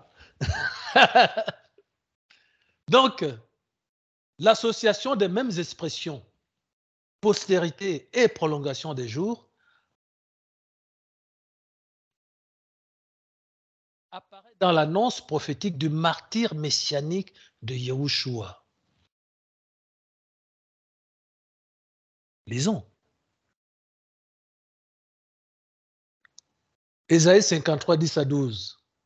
Après avoir livré sa vie en sacrifice pour le péché, il, Yahushua, verra une postérité et prolongera ses jours. Vous n'attendiez pas à celle-là. Hein? Regardez comment le Saint-Esprit travaille. Mes chéris, il n'y a que lui qui peut faire ça. Hein? Moi, j'avais la bouche ouverte quand il me donnait ça. Il n'y a que lui qui peut faire ça. Alors, regardez, on a inventorié deux termes. On a commencé par le terme de postérité, on l'a décrypté, on l'a dégagé de toute confusion. Après, on est passé par prolongation des jours. On a vu que non, ce n'est pas les jours terrestres, c'est la vie éternelle. Et maintenant, on a un passage où les deux sont collés. Après, celui de Deutéronome 30, 20. Voici maintenant Ésaïe. Et ça concerne le Christ. On dit au Christ qu'après avoir livré ta vie en sacrifice pour le péché, tu verras une postérité et tu prolongeras tes jours.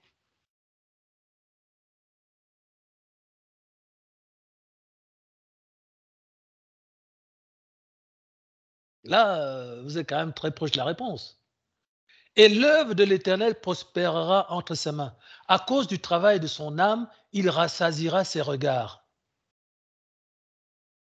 En voyant quoi? Sa postérité.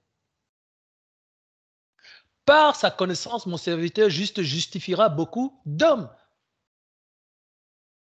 OK? Ça, c'est un fait. Et il se chargera de leurs iniquités. C'est pourquoi je lui donnerai sa part avec les grands. Il partagera le butin avec les puissants, parce qu'il s'est livré lui-même à la mort et qu'il a été mis au nombre des malfaiteurs, parce qu'il a porté les péchés de beaucoup d'hommes et qu'il a intercédé pour les coupables. Mais comment les Juifs ne voient pas que c'est le Christ? Comment ils font? La dernière fois, j'ai rencontré une bande de Juifs, là, je vous avais mon altercation à la synagogue. J'ai dit, Ésaïe 53, c'est le Christ qu'on a crucifié. Il dit, oui, je vais regarder. Ça, il n'y a que le Seigneur qui peut faire ça. Fermer les yeux à ce point-là. C'est écrit dans l'un de leurs plus grands prophètes. Personne dans la création n'a cette description. Personne. Et je n'ai pas tout lu. Il n'avait rien pour nous plaire. Nous l'avons considéré comme frappé, humilié, et pourtant il était brisé frappé pour nos péchés, brisé pour nos iniquités. Mais qu'est-ce que vous voulez de plus? Qui d'autre a fait ça dans l'humanité? Qui d'autre a ce profit dans l'humanité? Qui? Mahomet? Qui? Qui même est mort pour les gens?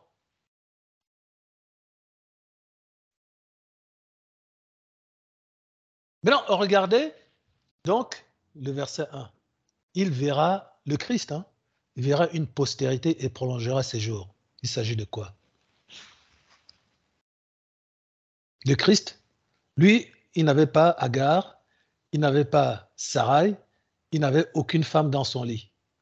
Mais on dit il verra une postérité. Là, je pense qu'on avance dans le sujet.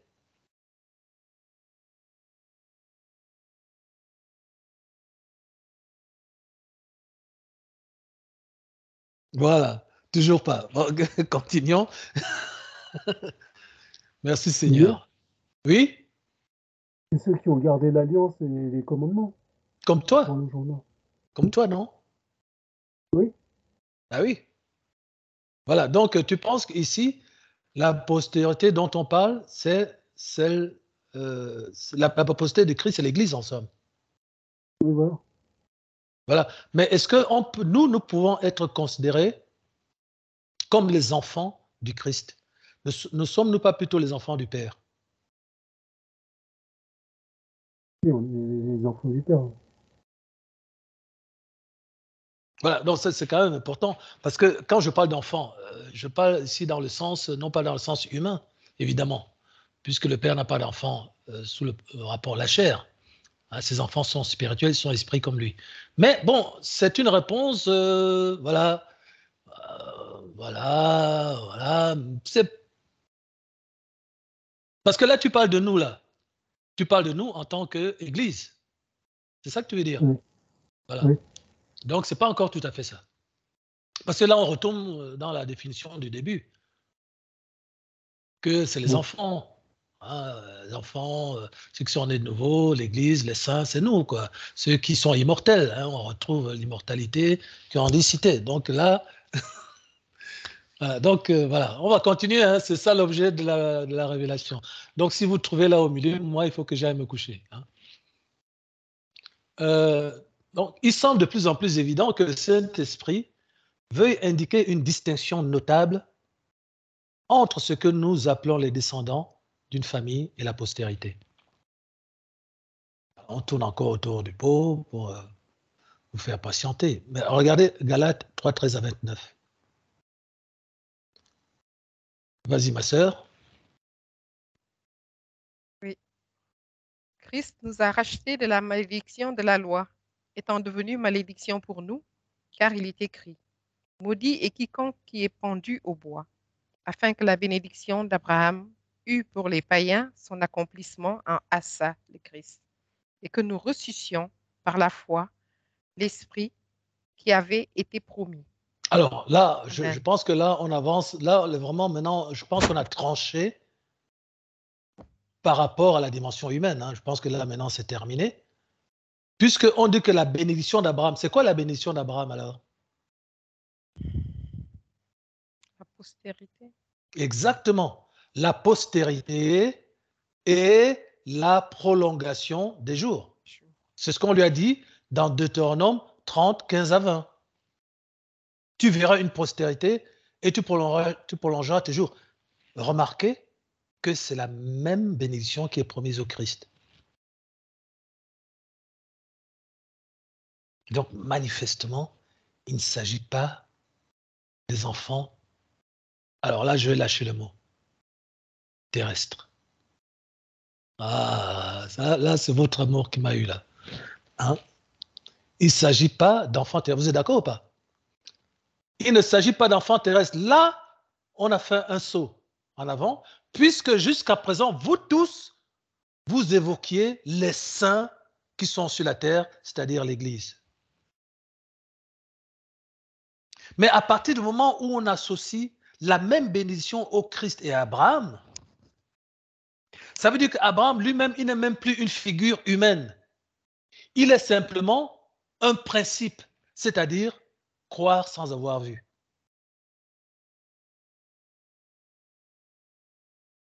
C'est en cela qu'il est décrit comme le père de la foi. C'est-à-dire que ce n'est pas un être humain, c'est un principe spirituel qui est intervenu pour la première fois sur la terre, où il a été demandé à un homme de croire sans avoir vu. Abraham crut et cela lui fut imputé à justice. C'est pour ça qu'il est le père de la foi.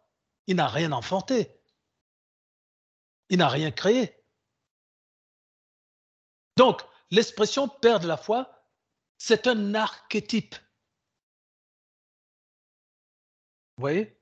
C'est-à-dire croire sans avoir vu. C'est tout ce que ça veut dire. C'est-à-dire que le salut sera donné par la foi et non par les œuvres.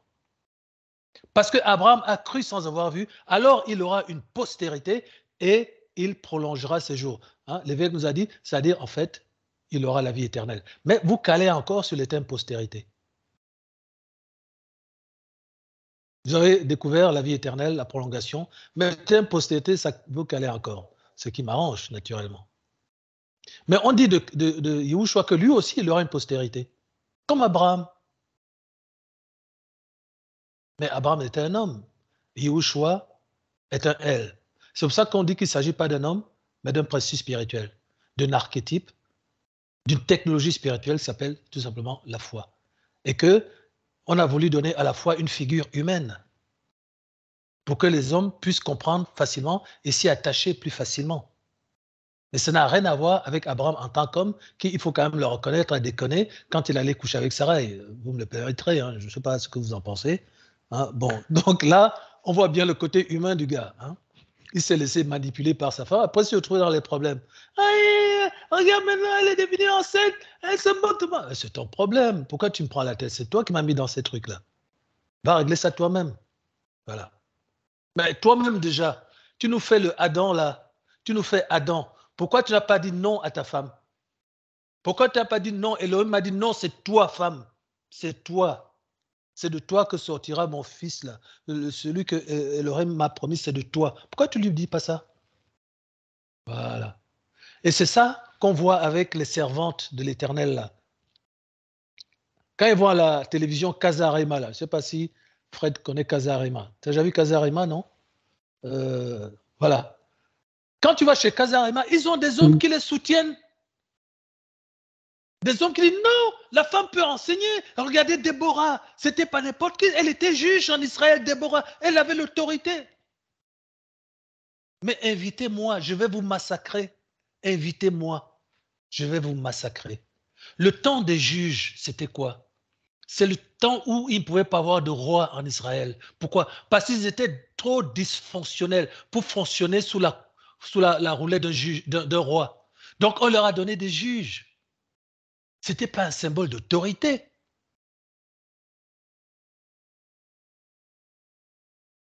Et Déborah a dit, je me lève comme une mère en Israël. C'est-à-dire que c'était c'était l'objet d'un blâme. En disant, vous les hommes à qui l'autorité a été donnée, vous êtes tellement faibles, ignares et iniques qu'on est obligé de passer par les femmes. C'était une manière de rendre les hommes jaloux. Quand il dit, je me suis levé comme une mère en Israël, c'est quoi? Esther, c'est la même chose. Tout ça, c'était les temps de grands dysfonctionnements, de grandes désorganisations en Israël. Ils n'avaient pas le droit d'avoir un roi. C'est pour ça qu'ils se sont révoltés, qu'ils se sont dit non, non, donne-nous Samuel là. Nous, on le veut parce que nous, on veut un roi qui règne sur nous, qui entre, qui sorte, comme les autres pays, les autres nations. C'est là que Samuel allait pleurer devant Elohim. Elohim dit, laisse, c'est à moi qu'ils le font. Ils veulent un roi, donne-leur. C'est comme ça que Saül est monté. On a vu ce que ça donnait. Quand Saül est monté, on a vu pourquoi les femmes ont pris l'autorité au temps des juges. Donc, ce n'est pas la peine d'aller chercher des exemples comme les Déborah.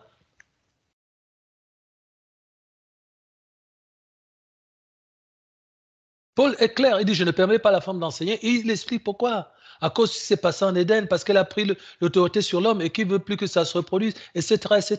Je veux dire, l'Église fonctionne très bien sans que les femmes doivent prendre l'autorité et qu'elles deviennent, qu'elles prennent la place qui leur a pas été réservée pour qu'il y ait une harmonie dans le fonctionnement de l'humanité. Chacun à sa place. Il n'y a pas des êtres supérieurs ou inférieurs, c'est juste chacun à sa place. Je veux dire, la jambe, elle ne dit pas, tiens, moi je suis en bas et la tête est en haut, donc je ne suis pas content. Parce que si la tête s'enorgueillit en disant, toi la jambe, tu es en bas, tu vas voir, la jambe va faire sa grève. Toi la tête, tu seras en bas, tu seras dans la poussière. C'est ridicule.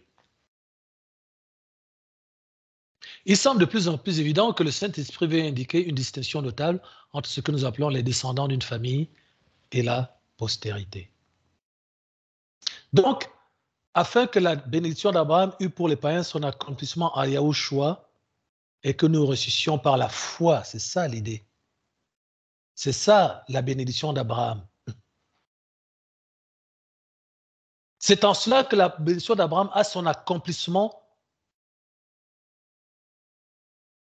s'accomplit pour les païens. Et elle ne peut s'accomplir qu'en Yahushua, parce que nous, on ne connaît pas Abraham. Excusez-moi, je ne connais pas Abraham. Mais cela importe peu, puisque c'est en Christ que tout se passe. Et que Abraham, je n'ai pas à le connaître, parce que ce n'est pas une affaire d'homme. Abraham, ce n'est qu'un archétype. C'est un modèle d'acquisition du salut, c'est-à-dire la foi. Et il fallait que ce modèle ait une figure humaine, je le répète, pour qu'il soit accessible. Et qu'on puisse citer une anecdote permettant de comprendre comment fonctionne la foi, permettant d'identifier le mécanisme de la foi. Où Elohim lui apparaît et dit, je te donnerai une postérité plus nombreuse que les étoiles de la mer, toi qui as 100 ans, avec ta femme qui en a 97 ou 98, qui est stérile, et Abraham va croire. Donc, c'est ça, c'est tout ça, ça s'arrête là. Il n'y a pas entré plus que ça en disant, nous on est les fils d'Abraham. D'ailleurs, on va voir ce que le Saint-Esprit va répondre dans Romains chapitre 9. Donc, la bénédiction d'Abraham, c'est-à-dire la postérité plus l'éternité, c'est par Yahushua. Alléluia. C'est là que le Père, c'est là que Elohim voulait en arriver. C'est là que Atta voulait en arriver.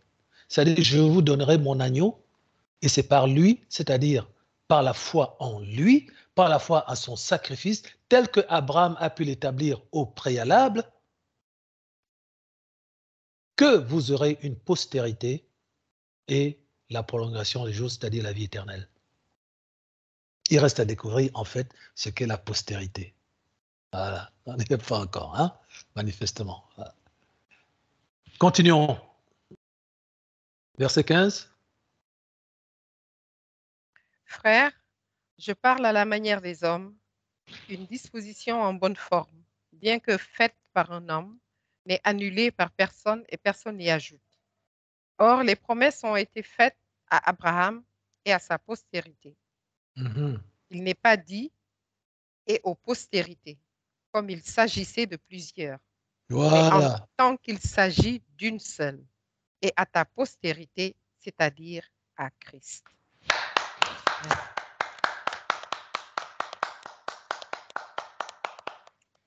C'est-à-dire qu'ici, on est dans une technologie spirituelle. On est dans un archétype. On est dans la définition de la foi. Ce n'est pas les enfants, ce n'est pas les descendants. Ici, on est en train de construire un modèle d'acquisition du salut. Le salut, c'est-à-dire à la fois la prolongation des jours, c'est-à-dire la vie éternelle, mais aussi, il y a une chose qui s'y attache qu'on va découvrir, la postérité de ceux qui ont cru, de ceux qui marchent par la foi. Ceux qui marchent par la foi auront une postérité. Je suis en train de vous le livrer. Toi, tu auras une postérité, Émilie. Toi, Andy, tu auras une postérité. C'est nouveau, là? Fred, tu auras une postérité. Ça, c'est nouveau. Ça, c'est nouveau. Parce que jusqu'à présent, vous êtes vus, vous, comme la postérité. Mais on dit que ceux qui ont la bénédiction d'Abraham, ceux qui ont cru, ceux qui ont marché par la foi, verront une postérité. Et la prolongation de leur jour. Vous aurez la vie éternelle et vous aurez une postérité. C'est ça que vous ne saviez pas. Vous aurez une postérité. Quoi, comment, quoi, où, hein? Bon, déjà, où on peut déjà savoir, mais en tout cas, continuons. On passe au verset 20. Or, le médiateur n'est pas médiateur d'un seul. Verset 26. 6. Car vous êtes tous fils de Atta par la foi en Yahushua, le Christ, vous tous qui avez été baptisés en Christ. Vous avez revêtu Christ. Il n'y a plus ni juif ni grec, il n'y a plus ni esclave ni libre, il n'y a plus ni homme ni femme, car tous vous êtes un en Yahushua, le Christ. Ah, c'est ça. Et si vous êtes à Christ, vous êtes donc la postérité d'Abraham héritiers selon la promesse. Alléluia. Amen. Wouh! Wouh!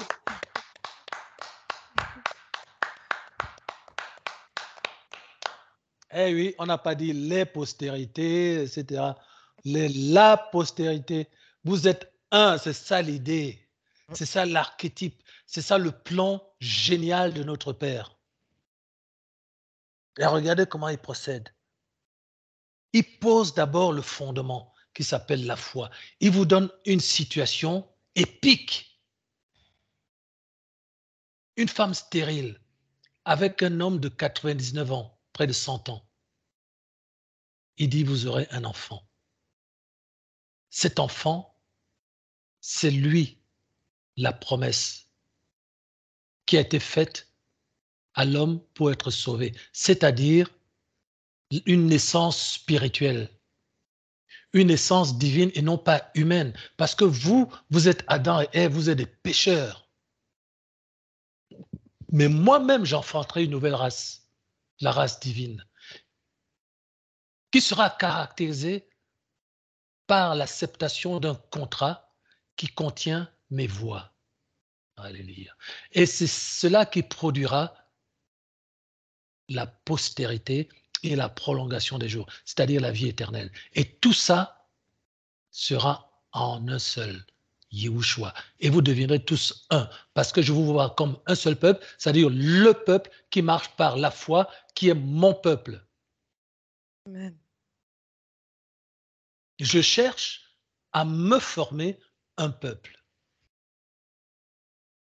Et vous, vous êtes un peuple acquis, une nation sainte, un sacerdoce royal. Une nation, un royaume de sacrificateurs. Ça y est, des rois et des sacrificateurs. Une nation, un peuple, une nation sainte. Attention.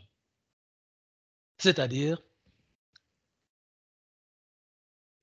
que vous verrez une postérité en même temps que vous aurez la vie éternelle. Et naturellement, cette postérité qui est la vôtre est éternelle. Abraham ne nous a pas enfantés. La postérité n'est donc pas la chair et du sang, de la chair et du sang, et il ne s'agit guère de la descendance terrestre de ceux qui sont sauvés.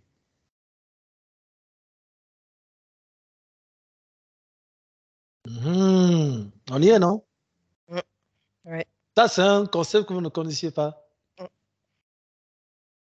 La descendance terrestre de ceux qui sont sauvés. Vous voyez qu'on est parti de votre définition où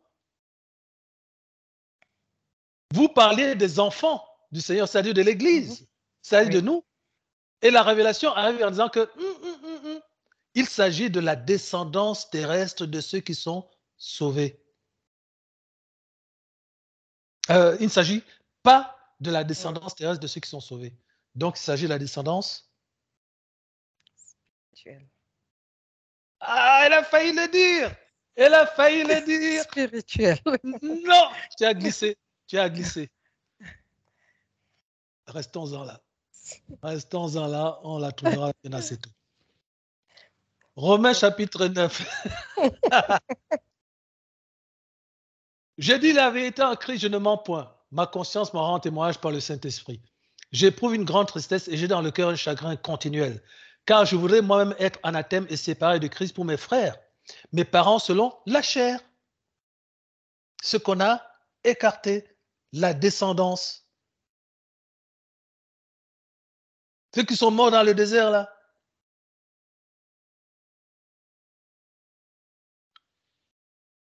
Ceux dont on parle ici sont ceux-là qu'on appelle les descendants et on est en train de voir qu'ils ont été écartés.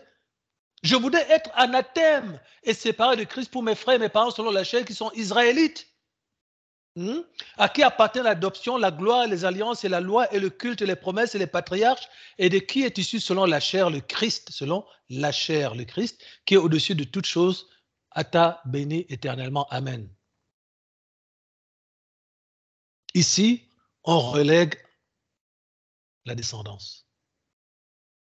Ça, ce n'est pas la postérité. Et pourtant, il descend d'Abraham. Donc, quand, monsieur les musulmans, vous venez disputer les juifs en disant « Mais nous aussi, on est fils d'Abraham », je me mère.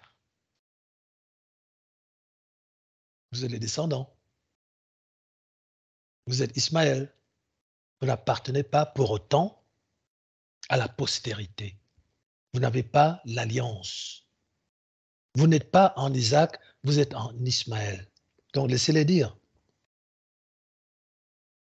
Après tout, c'est vrai. Ils sont fils d'Abraham. Mais alors justement, c'est là que la révélation est importante. C'est là que le Père est trop fort. On va le voir. Regardez. Ce n'est point à dire que la parole de Atta soit restée sans effet. Car tous ceux qui descendent d'Israël ne sont pas Israël. Et pour être la postérité d'Abraham, ils ne sont pas tous ses enfants. Alléluia. Autrement dit, la postérité, ce ne sont pas les enfants. C'est écrit noir sur blanc. Vous n'avez pas dit que l'apôtre Emmanuel était en train de nous inventer des trucs. C'est-à-dire que ce ne sont pas les enfants de la chair qui sont enfants de Atta. Nous l'avons dit.